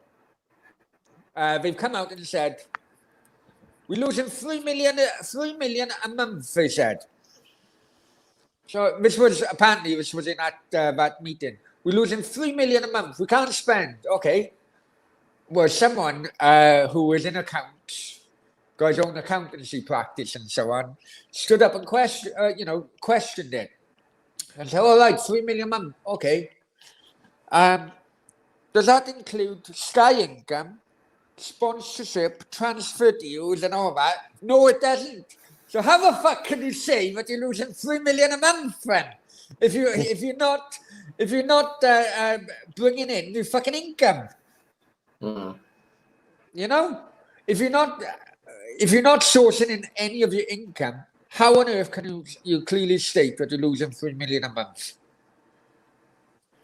That's how dicey your team is, and all the, you can say, all fishy stuff going around.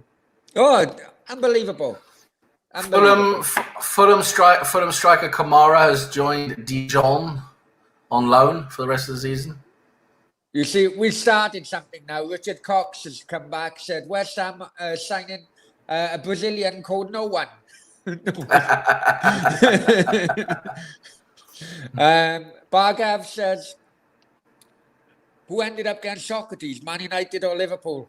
Well, obviously, didn't go to any of them, did he? Fucking hell, Jesus Christ! And big up to FIFA M in the chat as well. Cheddar says, Barcelona owns Messi's image, right? Surely they make money. That's what I said. But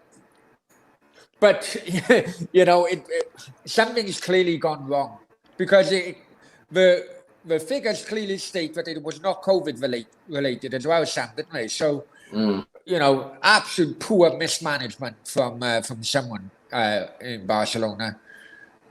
Yeah. Neymar, Suarez to Braithwaite and Origi. Yeah, that's right, Dan. Did you see that Mesut Ozil's post where he trolled Piers Morgan? He said, "I'm taking this with me to Istanbul," and it said "poop on Piers." Is that right? That Ozil wasn't fit for Matthew's game last weekend. Yeah, he didn't play. So this is a guy who went on social media, or his team went on social media, always putting photos and pictures up, you know, of him being in the gym. I'm fit, I'm ready to play.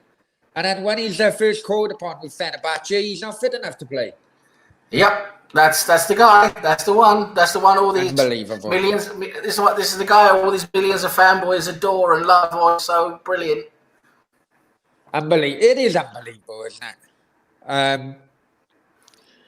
Yeah, Mirmino deal update and agreement in principle has been reached. I think he'll do well at Southampton. I like with Southampton coach. Yeah, Hasenhüttl. yeah, he's doing well. You know? Yep. Isn't it crazy that they lose 9-0 and just all of the fortunes of the club just change around after losing 9-0? Well, you could give him a wake up. Could have given him a wake up call. Yeah.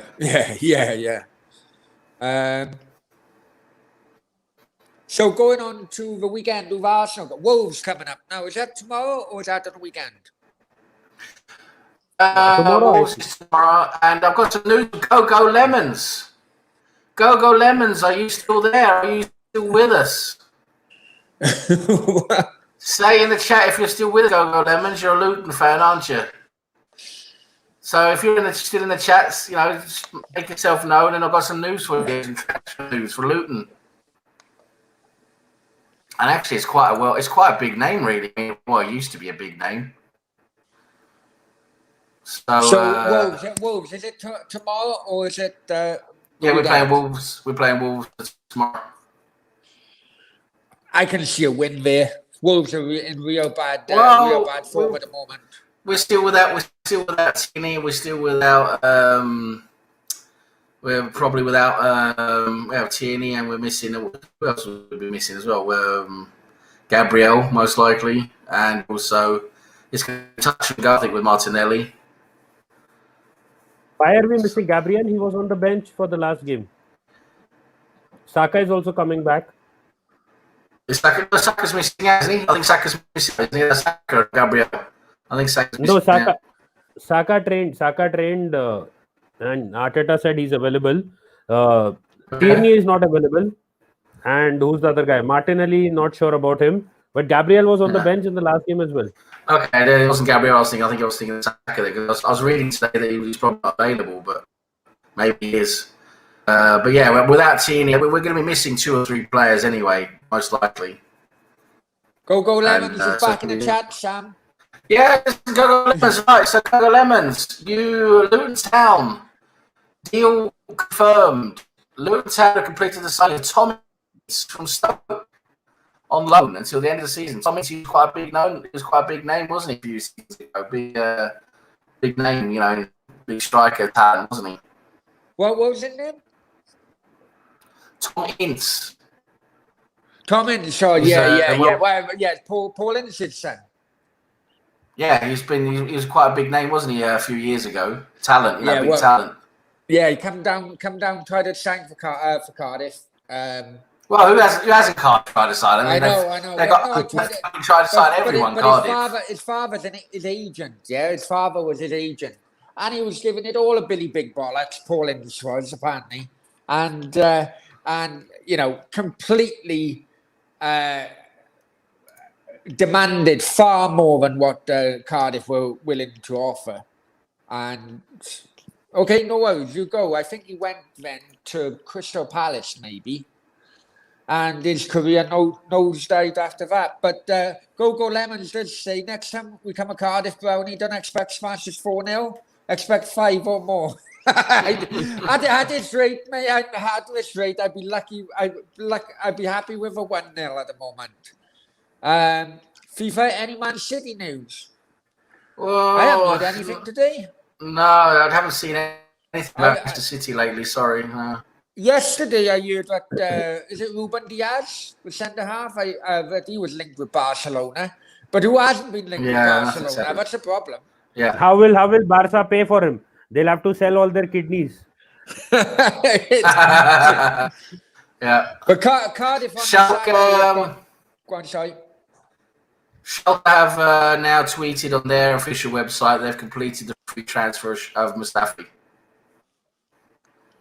I am fine with the fact that Mustafi is gone. I mean, I will definitely host a Ozil, Mustafi, Socrates, Kolasinac fuck off party. But at the end of the day, the only problem is that we again let him go for free. We didn't get any money for the deal. I mean, Well, everything probably outpaid as well, even if it's 50-50. outpaid in the sense.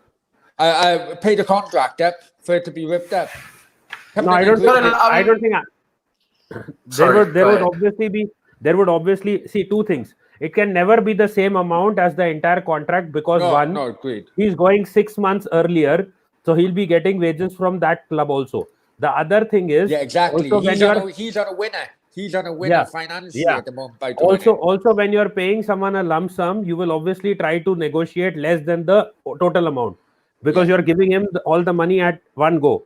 So I don't think it's a loss situation. No, it isn't. But the thing is, we should at least be pulling some money out from the club that we are selling to, because they are also signing a player at the end of the day. Why are all our players? Because they know that we want to get rid of the deadwood trash. So why is everyone able to dominate the proceedings and get them for free? I don't understand that. If you're talking a long term, for example, normally when you rip a contract up, it does kind of go in the player's favour so when you come to an agreement, the player probably has about, if it's 6 months left, he'd have between 60 and 75% of the value of those 6 months. So the club saves 30 to 40%. So on a long term, the club are saving as well. But it's a short term, isn't it? You know, you've got the outlay and possibly a bigger outlay in short term than what you normally would. But long term, the club makes a saving. I'm very surprised that Arsenal have done it so quickly with so many, if I'm honest with you. But that's in my book, it's a good move. They basically bring in forward what would have happened in the summer. So it gives them more time then to plan ahead, I think. The only one that I have a problem with is Kolasinac, because we need a backup left back. If they're not able to sign a backup left back or a backup right back right now, that is actually a problem, because Tierney's fitness, we all know about it. There is no secret there. Yeah. Niles has also been sent away on loan. So if they're not getting one more backup left back or right back, then that is kind of going to be stupid. I mean, Saka can play left back as well, can't he? We don't want Saka to be playing left back. No, we don't want the best creative player in the team. It's not ideal, but exactly. But, third choice. He could be a third choice. Better than that, I said Granit Xhaka can play left back. That was he probably could. Cedric is looking okay there, isn't he? But if something happens to Cedric, that's the problem, isn't it? You know, because he's injury prone as well, isn't he? Cedric is injury prone as well. So I agree, we should have a backup left back. Anyway, I got some Sky Sports News are funny because they obviously don't know what they're talking about, because they wrote in a tweet or they've been reporting that Josh King, they've been saying some of their, I don't know, panelists or whatever, that Josh King is very interested in going to either Fulham or Everton to get a lot more playing time, so he can impress for Norway and get into the Norway's Euro squad for the summer. And the thing is, Norway's not in the Euros, so obviously they've done their fucking homework, haven't they? And to be honest, going back to the reason in which he hasn't been playing for Bournemouth is because he's basically been throwing his toys out of the pram, because he didn't get him over to West Ham in the summer. So it's not really because he wants more playing time. He could have as much playing time as he wants in Bournemouth if he changed his attitude. Yeah. No, but tell me one thing. What's the point of him going to Fulham if Fulham gets relegated in 6 months and he's back to the championship with them? So I think what it does say, Sam, is that Everton have offered 6 month contract because he's actually out of contract in the summer. I think he's running out of contract. Yeah, that's right. Yeah. So it's 6 month contract. He's a decent striker. He's not a top level striker. He's a decent striker. You know, I think it's lower end of the table striker or championship level striker, I think. Well, Everton you should get him at Cardiff. Go for him at Cardiff. You can't pay his wages though. It's like 30 or 40k a week. I know. It is crazy wages. Fulham have actually agreed a deal, so Bournemouth want the cash in a bank. Right. So breaking news: Tottenham goalkeeper Gazzaniga, that's their backup goalkeeper, has joined Elche. Yeah. Elche 6-month loan. Yeah, we should probably try to sell them Runnison. No one's going to take him. You have to pay clubs to fucking get him. Breaking news: Klopp has confirmed Joe Mantip is set to miss the remainder of the season for ankle ligament injury. So that's probably why they went for 2 centre backs in this last 24 hours than just for one. Why the fuck didn't they go for Mustafi? Come on, man. They needed some experience there. Well, let's go in the chat a bit. One thing, just one last thing. If now these you can say Premier League inexperienced centre backs don't do it for Klopp, he's gonna get a lot of abuse. That's why he went for these guys. And the Liverpool fans will also say he had the choice of going for Mustafi, even though Mustafi has a mistake or two in him, but he was at least more experienced than these guys. I think Klopp have got a lot of credit in the bank with Liverpool fans, and if anyone is going to be attacked, verbally attacked, I should say, then it'll be the owners. Finn Evans says, "Hi Finn, welcome to the chat. What do I think about Johnny Williams? Said it a few times now. It basically, I think it's about 3 or 4 years too late. Very injury prone. Technically a very good championship defender, championship player, but I'm very underwhelmed with that signing. I'll be honest with you. I didn't really know he was 27 until a few hours ago. Fair enough. Go Lemons. Tom Ince feels like he was meant to be the next best thing 5 years ago. If he can play 10% like his dad, I'll be cool with it. Yeah, I think Go Lemons. Tom Ince's dad was the one who was bigging him up so bloody much. Like he used to big himself up a lot, calling himself the governor. That was his nickname. The guy was a fucking pussy on the pitch compared to some of the other centre men back in the day. Fucking governor, fuck off. Anyway, back to it. Swansea, your rival club, Brownie. Swansea made a signing. Go on. So Swansea signed Morgan Whittaker. Oh, that's that guy from Derby, isn't it? Yes, Derby County. Yeah. Derby, there's a lot of links of players going in and out of that place. They had two, one from Rangers. I think Rooney had a little word with his mate Gerrard. And there was another one. And then, there's been a lot of links with Derby players. I don't know if you guys know about the issues with Derby. They were bottom of the league when they hadn't paid their wages. They hadn't paid the wages. Yeah, they hadn't paid their wages. They have issues with EPL. They have issues with Middlesbrough as well. Basically, the owner of the club sold the stadium to himself in order to get through past FFP rules. Jesus Christ. Right, and the owner of it, and when it came up with the EFL, I think docked them points then, but they had the points back because their defence was, the owner said, no, if I put a roof on the stadium, then it'll become a multi-purpose event place. You're talking, it's a place in fucking Derby. Do you know what I mean? It's not the mecca of bloody places to go for a concert or whatever.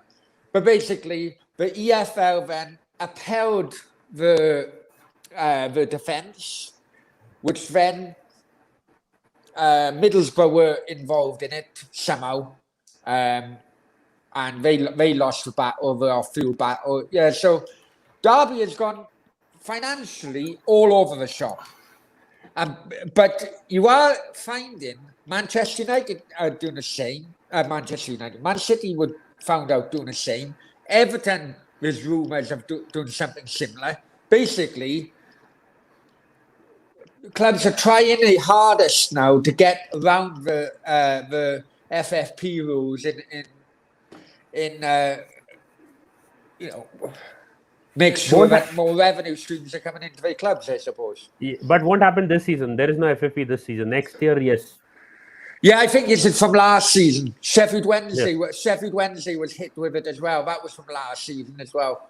Yeah. But honestly, Adam, the only thing that Cardiff City fans are getting this window is trolls. I know. Fans and probably depression. Trolls, and unfortunately, a football with Brownie has come on video dancing and fucking shouting at the managers and everything else. Hey, Brownie.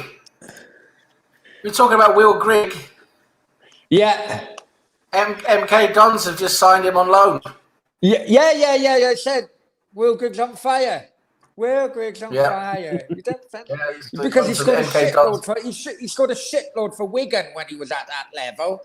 He then went to Sunderland in that documentary as well. Did fuck all. Yeah, done nothing. Yeah. But I'm even those Euros now were 2016. So about 2015 maybe he was scoring all them goals. But MK Dons, I think he started off at the MK Dons, I think. So he's gone back home.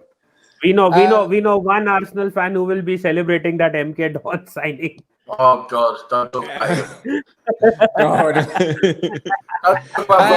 Fucking hell. Also, as well, Sky Sports are reporting that Newcastle are very close now. A deal done with Joe Willock. Take him away. Yeah. Take him away. Don't want that. Don't want trash in our midfield. We can give them Eddie Nketiah as a 1+ if they want him also. Take either him. We should actually try to sell Eddie to West Ham. West Ham needs a striker. We have Eddie for you.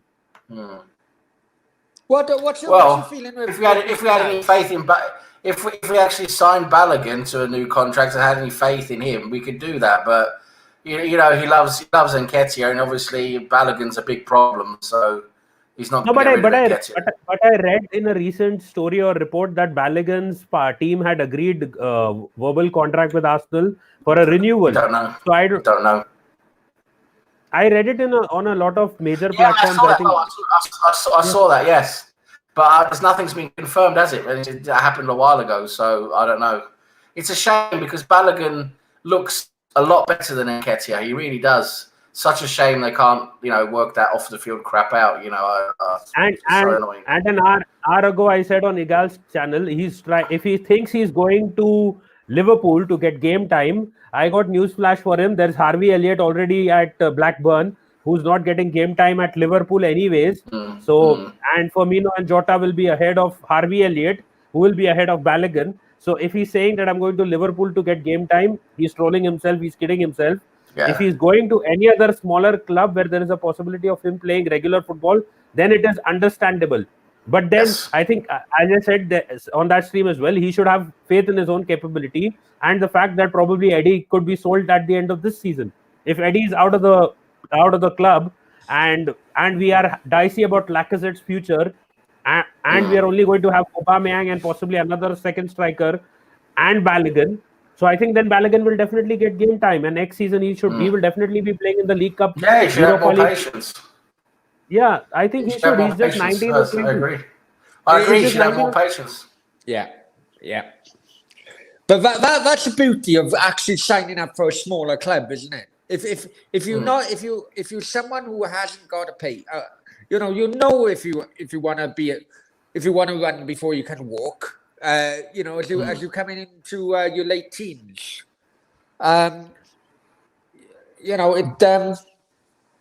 But just one thing I want to add quickly there. Once you go to a smaller club, the level of football that you play with the players around you and the level of football that you're overall playing also drops. That is why when a lot of players go from big clubs to smaller clubs, they tend to fade away. So if Balogun goes to Liverpool, he's not going to get game time. It's going to be deja vu for him. If he goes to a smaller club, if his level of football drops, like that can happen with Ainsley also. That is why he's not left Arsenal so far. If that happens, then anyways his career is more or less over unless he can produce a miracle or something like that. Well, like look at Grealish. You know, there was opportunities that Grealish scored Tottenham and everything, wasn't it? You know, when Villa were in a championship. For one reason or another, he stuck with Villa, and his career has prospered massively since, haven't it? Yeah, I mean, Arsenal have aging strikers, and Nketiah's not good enough. You know, if he has some patience, he'll get a chance. But he's going to have to sign a contract, because then that's the thing. They're not going to play him if he doesn't sign a contract. What's the kind of feeling with Arsenal fans regarding Ainsley Maitland-Niles? Is he really good enough? Is he good enough? I think the problem is Arteta hasn't really given him a proper chance in what I think is his best position, and that's in central midfield. I think his best position is a box-to-box in central midfield. When we've seen him do that once or twice, he's looked really, really good, because he has that. Because he's got defensive capabilities, he's got attacking capabilities. You know, he's got that drive. He's quite good technically. You know, he looked good in that role, and it's such a shame to not be able to see him. I'd love to see him partner Partey for a game or two, just to see how it works. But yeah, I mean, he's been used as a utility player. You know, backup right back, backup left back. He's been used on, you know, out wide in midfield a couple of times. You know, it's a shame because he's become a utility player. He's not. Arteta's not giving him really regular starts, and so you know he's getting to that point in his career where he wants to start football games, and especially with the Euros coming up, he wants to cement his place in the England squad, obviously. So I can understand he wants to go somewhere to play regular football, at least for the end of the season. You know, to get into the Euro squad. What's your thoughts on Maitland-Niles, Natesh? I would have personally, if we had to sell him, we should have sold him at the start of the season for 20 odd million, whatever Wolves were paying, negotiating here and there a bit of bit with them. But I think this is one. I think some of the fans will not see this, but I think it is a smart call, because Arteta was using him as a utility player. Now Arteta, I feel, does not know what is Ainsley's best place to play. So what he has done is he has given him to Big Sam, play him in a position. Play him regularly in a position, make him pick that position, either it is right back or in midfield, whichever position, maybe even left back. Once you get him playing there regularly for 6 months, once he comes back, I know that this guy will play here for me. So, and he's only 23 right now. So if suppose Big Sam plays him as a right back for the next 6 months, I'm not saying he'll play him every game, but if he does, because obviously he will be an upgrade to what they have right now. If he plays him regularly for 6 months as a right back, say right back, once he comes back to Arsenal, Arteta will tell him, okay, you are a right back now. If Bellerin is not there at the club, so it will be Ainsley, it could be Cedric, it could be these guys competing for that right back position. So what Arteta has done is, because he was also using him like a utility player or a versatile player, he's fed him to Big Sam. Now you make him a player in a particular position, and once I have him back, then I will play him here. So it is, in a way, when you don't know what a player's best position is and he's not able to get into your squad, you send him to a team which will utilize him in a way, and then you just copy that. If he becomes a good right back for West Brom, we have him back as a right back. And then he has to, whether he likes it or not, he is a right back. We consider him as a right back. Whether he was a midfielder in the youth team, that doesn't matter. You were sent to another club on loan, you played right back there for 6 months. Now, if you're coming back, you come back as a right back, or we are selling you. If you perform well, your value goes up and we sell you. If you don't perform well, your value goes down and still we sell you, because we want money. Otherwise, we wouldn't have sold Martinez at the start of the season. He reminds me of a modern day Phil Neville, if I'm honest with you. To be honest, in a way that, you know, he was a utility player, couldn't really get into the team. He was always a backup utility player. And Yeah. then he was like that for years, and then he went to signed for Everton then. I think he was better at Everton. Much better. Yeah, Become a Manchester captain, United. man. Yeah, at Manchester United, he was just not there. Like he just stuck around maybe because of his brother. That my brother is at Manchester United, even I And want to be because at of how Manchester. successful, I mean, he did pick up a Champions League medal as well, didn't he? Yeah. Just to follow up what we've been speaking about, Sorry. is Josh King is expected to sign for Everton. Fulham are now expected to formally announce the signing of former Sunderland striker Josh Madger from Bordeaux. Now, I don't know, that Sunderland documentary, Josh Madger was on there.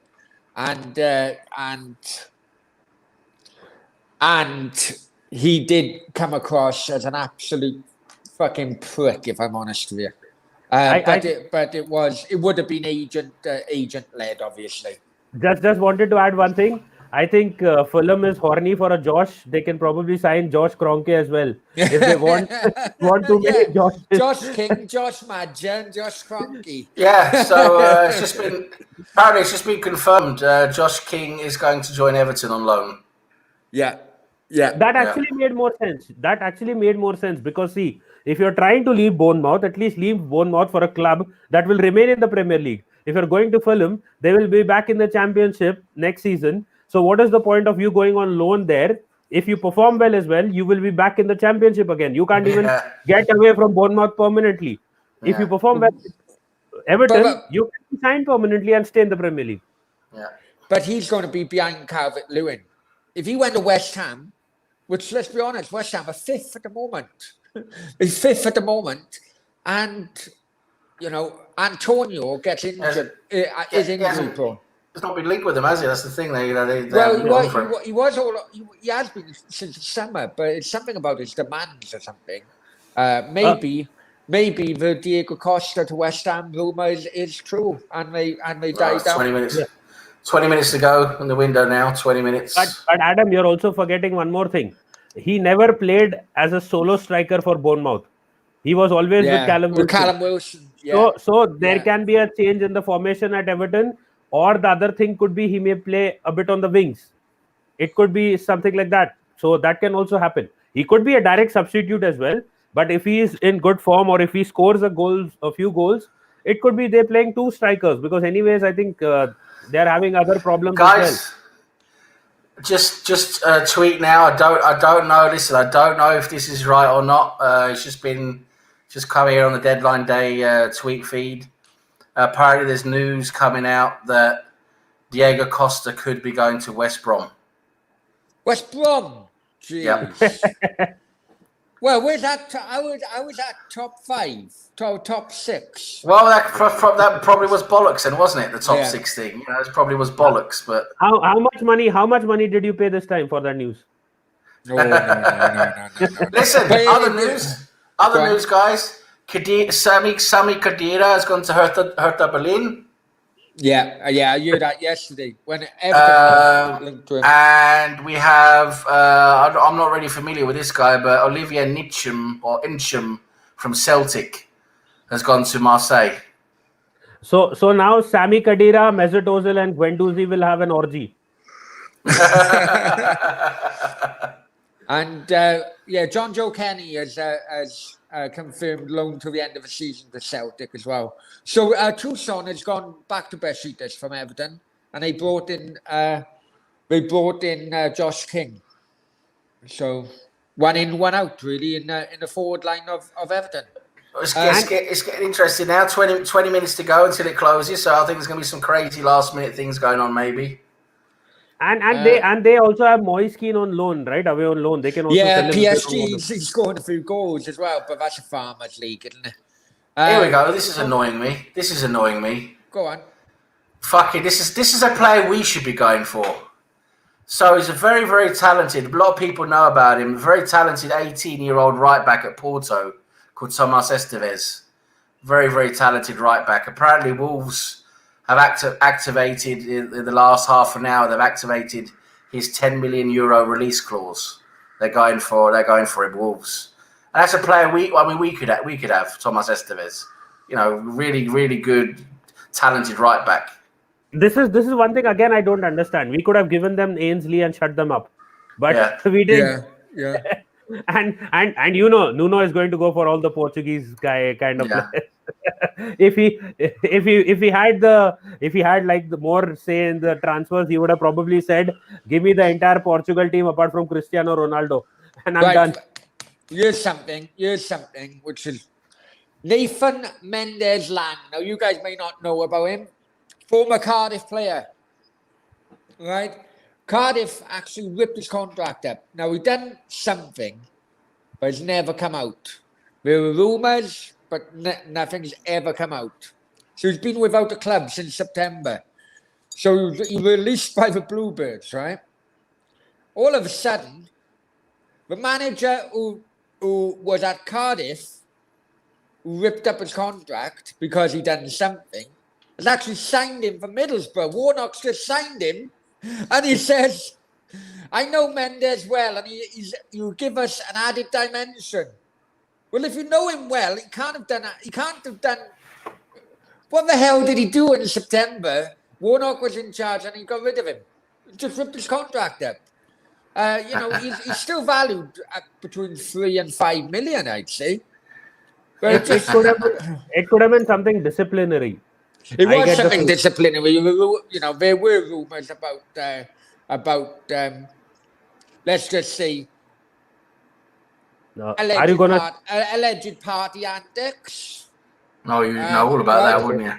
But surely it can't be that bad if a manager who got rid of him at Cardiff, ripped the contract up, has now, just a few months later, signed him for his new club. See, that could also be desperation.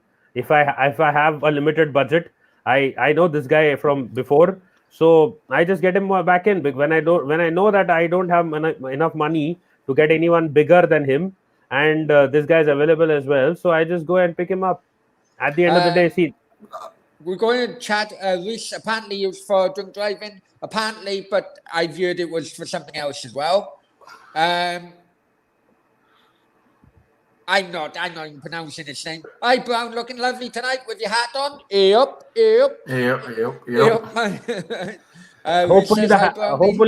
Hopefully the hat gets you laid.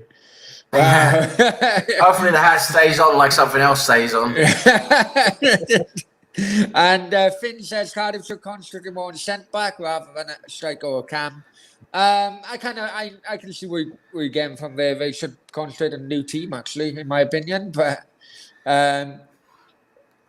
so I'm looking at some. Oh, Harris cancelled the contract, not Warnock. Well, it says September. So was Harris in charge in September then? Oh yeah, he was, wasn't he? My fault. I'll take it back. Warnock was the season before. Fucking hell. That was quickly, it was Harris. I know it does go quickly. So I take that back, Neil Warnock. You haven't done a dirty on us. I take that back. But I've got some looking back at some transfer window nostalgia here. I can't remember which window it was, but ESPN are showing some transfer window nostalgia, and they're not saying which window it was, but Real Madrid in one window signed Ronaldo, Kaká, Benzema, Alonso, Arbeloa, Albiol, Negredo, and Granero, all in one window. That was Jose Mourinho's first window as Real Madrid manager. Jesus I think Christ. that was around 10 years ago. Was it? What a window. Ronaldo, Kaká, Benzema, Alonso, Arbeloa, Albiol, Negredo, and Granero. Fucking hell. I remember Negredo is the same guy who was at Manchester City, right? I think so, yeah.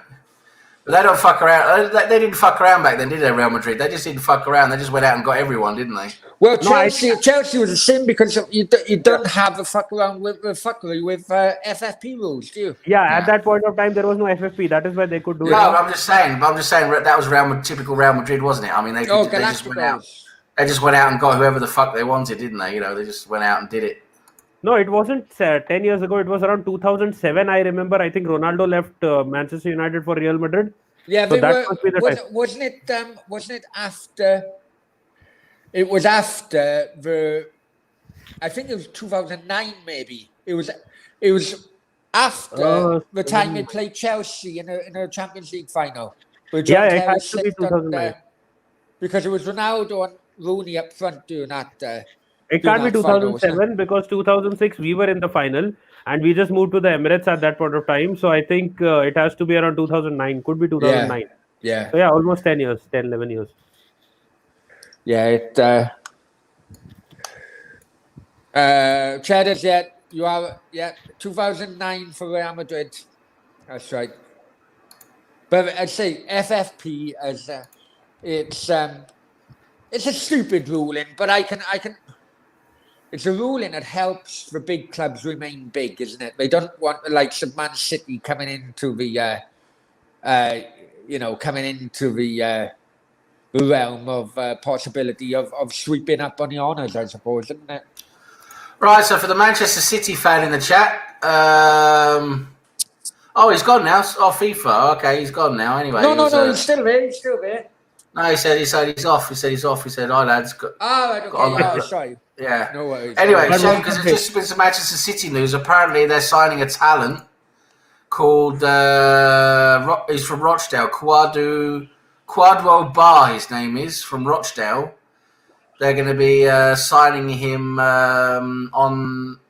He's going to be remaining. They're going to sign him where he stays on loan at Rochdale to get playing time, but he will officially join City in the summer. I think that's an actual transfer. That's not just like a loan deal. Right, He's and staying I'm going to have to apologise to everybody and you guys as well. I've just had notification on my phone. I'm on 10% of battery left. Yeah, so it may well be a case of the stream. What about your charger then? Well, I can do the charger, but my headphones. I'll be. Hang on. I'll be. Hang on. Let me. Can you hear me? Yeah. Yeah. Okay. Not that we want to, but we can. No worries. But what happened to William Saliba? He didn't go anywhere eventually, right? Yeah, he did. He's gone to Nice. Yeah, he's been. Yes, he's officially at Nice. He's been mouthing off. Apparently. Yeah, he's saying that he feels like the Arteta doesn't want to play him. He's been talking a lot about that lately. Right, 1 second. I'm going to do another coffee. Yeah, fill up the cup. We know where the cream's coming from. Cream top. Yeah, Ritish Saliba went to Nice on loan. Yeah, I saw that. I just saw that. I got around 40, 50 more followers on Twitter while I was following people right now because they're all active during deadline day. Yeah. Almost reached 2000 there. Like it's 1764. Oh, and look at these bad boys. Have a bowl. Have a bowl. Oh, they're nice. 10 minutes to go, lads. 10 minutes to go. Deadline. 10 minutes. I think Adam must be using those for some different kind of fantasy that we can't even think about. No, it's a coffee machine. Cheddar is saying, we know where the ice cubes come from. Remember that?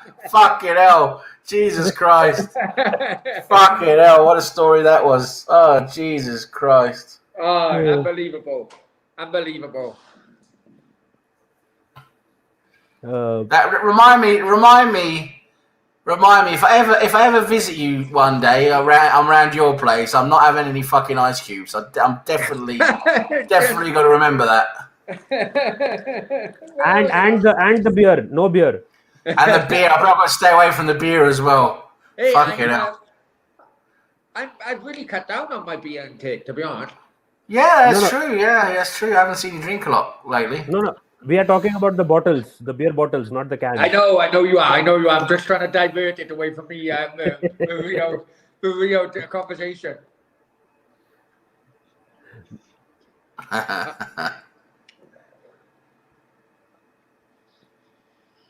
But Facebook, I'm just going through Facebook. It has changed one thing very nicely.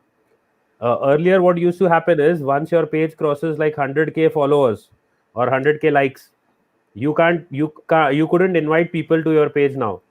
So after 100K followers, you had to just normally post and expect that it would go viral and the page would grow. But now they've changed that policy. So that troll page is really picking up, and I can also keep inviting more and more people. Sorry, what was that? Sorry, Natasha.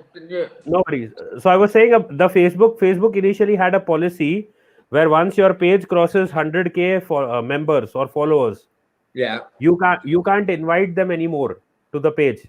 Oh, okay. Like now they've changed that. You can invite as many people as you want from the post, even after 100K likes. I prefer Facebook and Twitter, to be honest, because when I go like I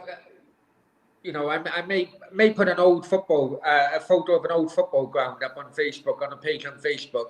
You have to have a bit of history. You have to tell people about a bit of history in which, and the limited amount of characters you can put on Twitter really is so annoying at times.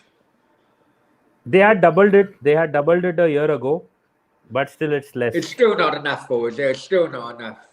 Yeah, that's why you have to make it like a thread. Yeah. So DiMaggio Wright Phillips has joined Stoke from Man City on a free transfer. Could rise to 125,000. Now, DiMaggio Wright Phillips is son of Sean Wright Phillips, who was the son of Ian Wright, isn't it? Yes. Yeah, I think so. You yeah. know?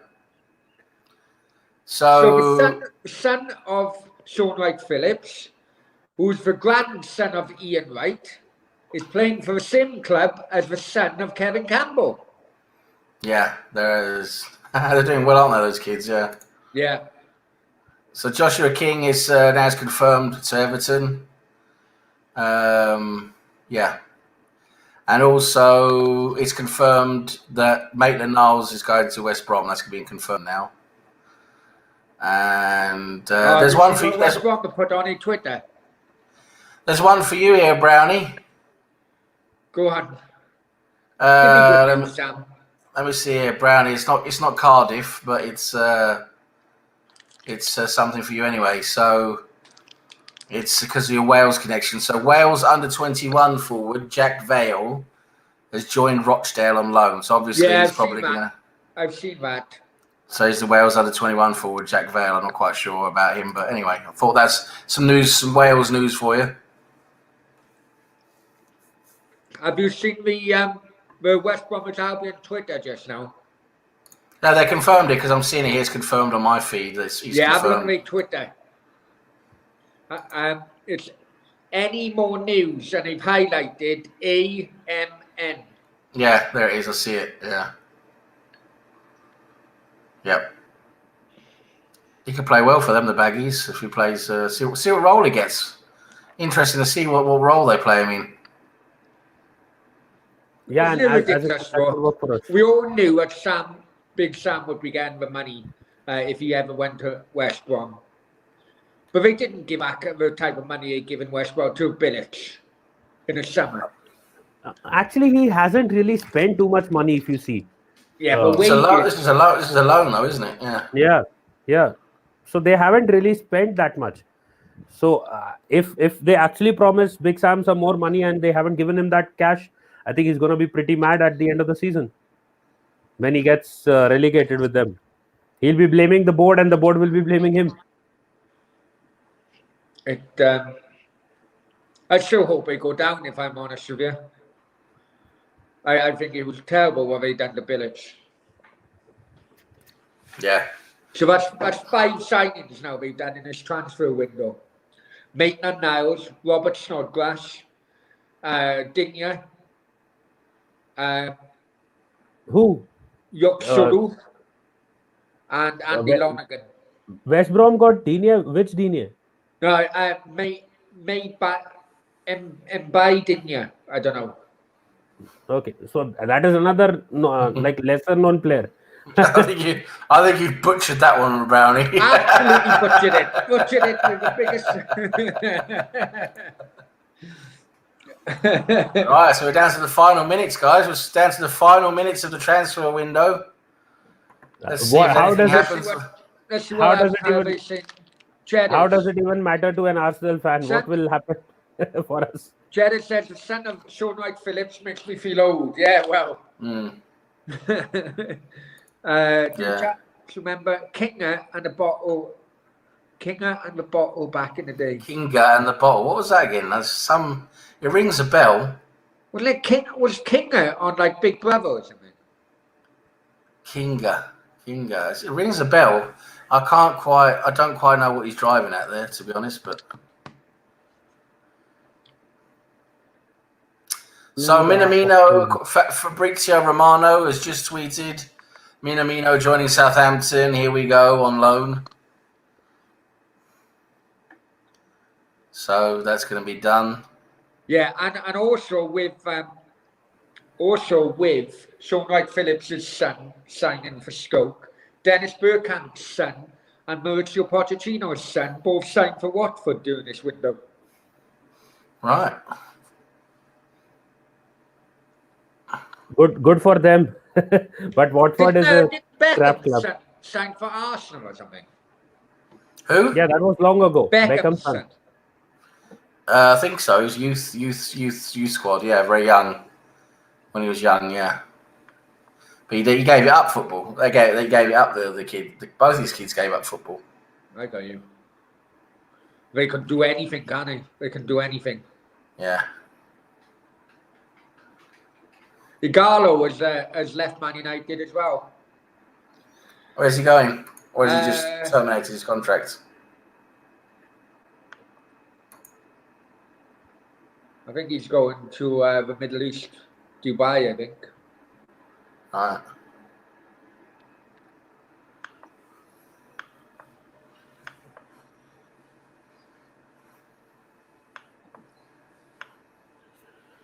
I think the window is more or less done. Yeah. I think the only player we signed was Odegaard, right? We didn't get anyone else. I think it was Matt more, Ryan. It was Matt Ryan as well, the goalkeeper. Yeah, Matt Ryan. I think it was for Arsenal. It was more concentrated, get people out rather than clearing out. Yeah, I think the summer's going to be very interesting for Arsenal now because now with most of the players out, a lot of money made available on the wage bill. I think it's going to be interesting to see who we bring in. And there's some spots open now. By that time, with vaccinations and everything, you'd hope, but at least you'd have a better idea of when the income streams will be arriving within football clubs. Yeah, I think we'll probably get. I don't think we'll see fans this season. The Euros will probably also go behind closed doors. But I think next season, when next season starts up again in late August, September, they're probably gonna see fans again. Probably at least maybe not full stadium. We're not going to see full stadiums, I think, for a while. But I think they'll start letting fans in again from next season. And I can make a bet. I can make a bet here. Arsenal will at least sign 3 to 4 free transfers this summer. Yeah, because it makes sense money wise if there's anyone decent available that wants to come on loan. Forget decent, forget available. We will sign 3 to 4 free signings. Yeah, probably. You're probably right. Yeah. Lads, as football fans as a whole, yeah, I'm not just talking about your club, the club you support, but as a whole. As a whole. Are you struggling to watch other games as a neutral fan without no fans there? Not really, to be honest. No. Start playing FPL seriously. You'll watch every damn game when there's money involved. I know what you mean. It's not that I agree with it. It's not the same feeling, and I miss the noise and the background noise, and I miss all you're seeing all the fans reacting and all that. I miss that, of course. But it doesn't put me off that they're not there. I mean, it does. I can still watch other games. I think some of the results are basically there's no other word for it really. Bloody joke results, simply because there's not home fans there. That's why you've got so many clubs who are Oh, of better course, playing away than they it's had play an at home at effect. the moment. Listen, it's definitely had an effect. Having Yeah. no fans there on performances. I think teams are probably performing better away because of it. Definitely. So I think that's one of the reasons why this season's been so interesting and so open. But yeah, I mean, of course, I miss fans. I miss seeing the reactions when things happen and all the shouting, and you hear the real atmosphere, the real singing. Not just that generic noise bollocks that you got on the TV now, just like a generic noise they put on there. Yeah, exactly. See, So, I guess the only place where this fan thing has affected me is I've not seen WWE in 8 months after the fans stopped. Even though now they put it on the big screens, that place it has affected. But in general, if you see football, I am more focused on the game that is happening on the pitch rather than what was happening outside of it. If I you mean, if you can focus on that part, then I think it won't matter to you. Or suppose if you're working somewhere and you're watching a game, you obviously don't even play the volume. You don't need to because you're working. So if it depends on how you're watching the game. If you're watching the game with a group of bunch of friends or a group of people together, I think then also it may not matter that much. But if it was like you are watching a game alone and sitting in front of a television, obviously you want more than just or a laptop. You want more than just the normal game. So it depends on yeah. the atmosphere and what you are actually doing while watching the game. If you're pissed drunk like Adam, then I think you don't give a fuck about the fans. no, but also as well, with fans, what I missed as well, with fans, when fans were there in the stadium, the fans would reiterate what fans were generally talking about in social media, on podcasts and everything else. For example, we talk about my club, but not just my club, Arsenal as well. I think managers, there's a lot of managers who have been very, very lucky. There's been no fans in grounds. I talk about my club, Neil Harris. If it was, I firmly believe if fans were inside the ground, he would have went back. He would have been sacked in October/November. Same could easily be said about Arteta when he went through that bad run. Fans in the ground would kind of like reiterate what people are talking about their club in general. And because there's no fans in the ground, I do think that many fans and players are getting away with, I don't like using this expression, but getting away with murder, basically, because there's no bloody fans in the ground to show the expression of what the general chit chat is going on in but you see the point I'm trying to make. Yeah, I got the point, but also you're also forgetting the fact, like you said, because the fans are not there, some of the teams are playing better away from home. So take an example of Arsenal. If we lost a game, that we could have probably won if there were fans. So results could also have been different. Not just the sacking of the managers, the overall results could have been different as well. If the fans were getting the behind the players back and they were performing well, things could have been different with respect to that as well. So again, there were a lot of ifs and buts there, whether those managers would get sacked, what would be the results if there were fans. We could have lost more games as well.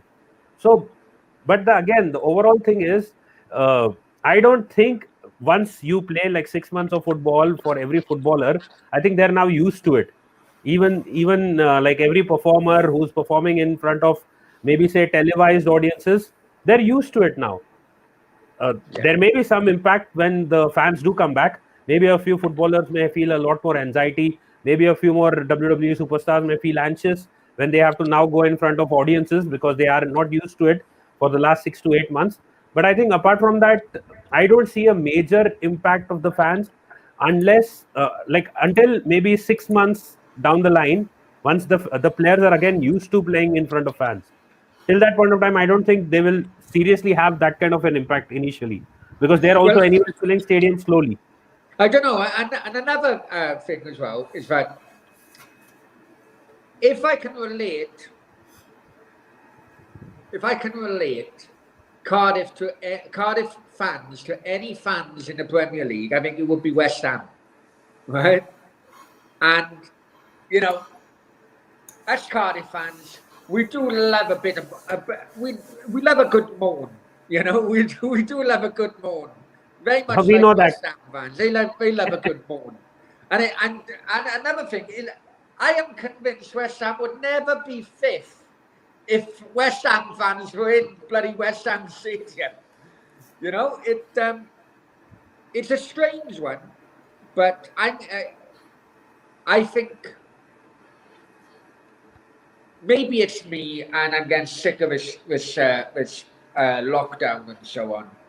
But I think having football without fans now, is past the mark with me now. And the only interest I would get is if I put a bet on or something, you know. Right, so the transfer window has closed, guys. At the last minute, just before it closed, it looks like the Willock deal got confirmed by Newcastle. So Willock is confirmed as a loan signing for Newcastle. So that's pretty much it. I don't see anything else happening at the moment. No last minute news. So I think we're pretty just much going to done. chat before we wrap it up, Sam, if that's okay. Yeah, sure. Cheddars, after what we talk, more away wins for the first time in history. Yeah, no. It's a bit wild we're starting Flint 5.5 players.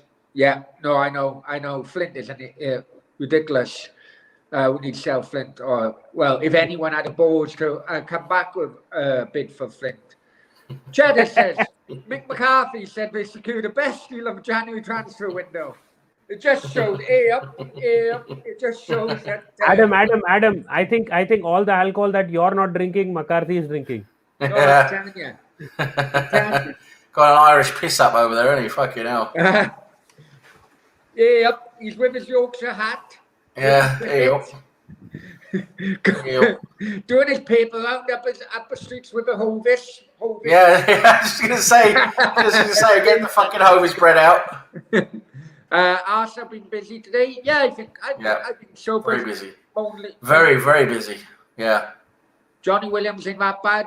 Listen, Dave, he's not that bad, but he's too injury prone for me. And yes, he has Premier League experience with Palace, as I mentioned. Right. So does Yaya Sanogo. Cardiff City missed the plot. They should have signed Willian. Yeah, guys, thank you very Willian. much. Both you two on the panel and everybody in the comments. It's been good. It's been the channel's first transfer deadline stream. Probably not the last, but no.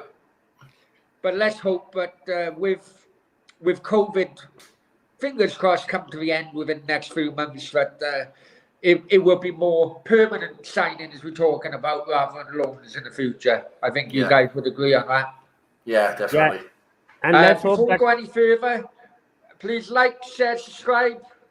Football Brownie, YouTube, Twitter, my handle, and Facebook and so on. Sam, where can the guys find you on social media? Yeah, so social media, I'm basically on Twitter at 1980_Greenwood. On YouTube, I'm a panelist mainly on other guys' shows here with Brownie, sometimes with Natishia and Beyond the Post, the Blind Gooner, Mr. Arsenal podcast. Yeah, Arsenal fan circle basically as well. So yeah, you'll see me on different channels doing watch-alongs and reviews and stuff. So I'm on there. Look out for me there. And it's always a pleasure to be on you guys' channel. It's always fun. Always enjoy coming on. So yeah, hope you guys have a great evening, and everyone in the chat, all the regular people in the chat, and some new ones from me as well. It's nice to see you guys, and great to take part. And yeah, have a good evening, everyone. And Nitesh. Yeah, before I give a shout out to my channel, Adam, I hope the next time we are doing a transfer window roundup, you don't end up in the League One. But I know, right? I'm telling you, it's giving me sleepless nights at the moment, I tell you. remember the time you were saying Arsenal will get relegated and we'll play Cardiff? You know what? When you just said that, it came to me. I thought, yeah, it weren't long ago. I was hoping for watch-alongs between Cardiff and Arsenal. You were either saying that Cardiff will make it to the Premier League or Arsenal will make it to the Championship, and look where you are now. Ridiculous. But where can people find you? Yeah, you guys can find me on Beyond the Post. That is the channel, the name of my channel here on Twitter, Instagram, Facebook, and YouTube. I'm trying to push to 2,000 followers on Twitter, so just help me out. Just follow. I'll follow back. And also on Arsenal FC fans and Arsenal page on Facebook and Troll Football Generation. That page is growing wild. It's got a lot of memes. Good.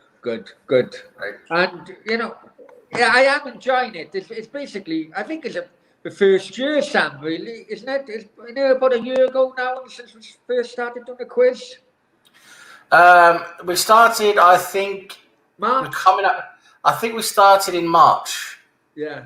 So I think we're coming up for a year. So our anniversary is coming soon. Yes, we're gonna have to have an anniversry quiz on your channel or something. I think we'll have to do that. I mean, you could host it.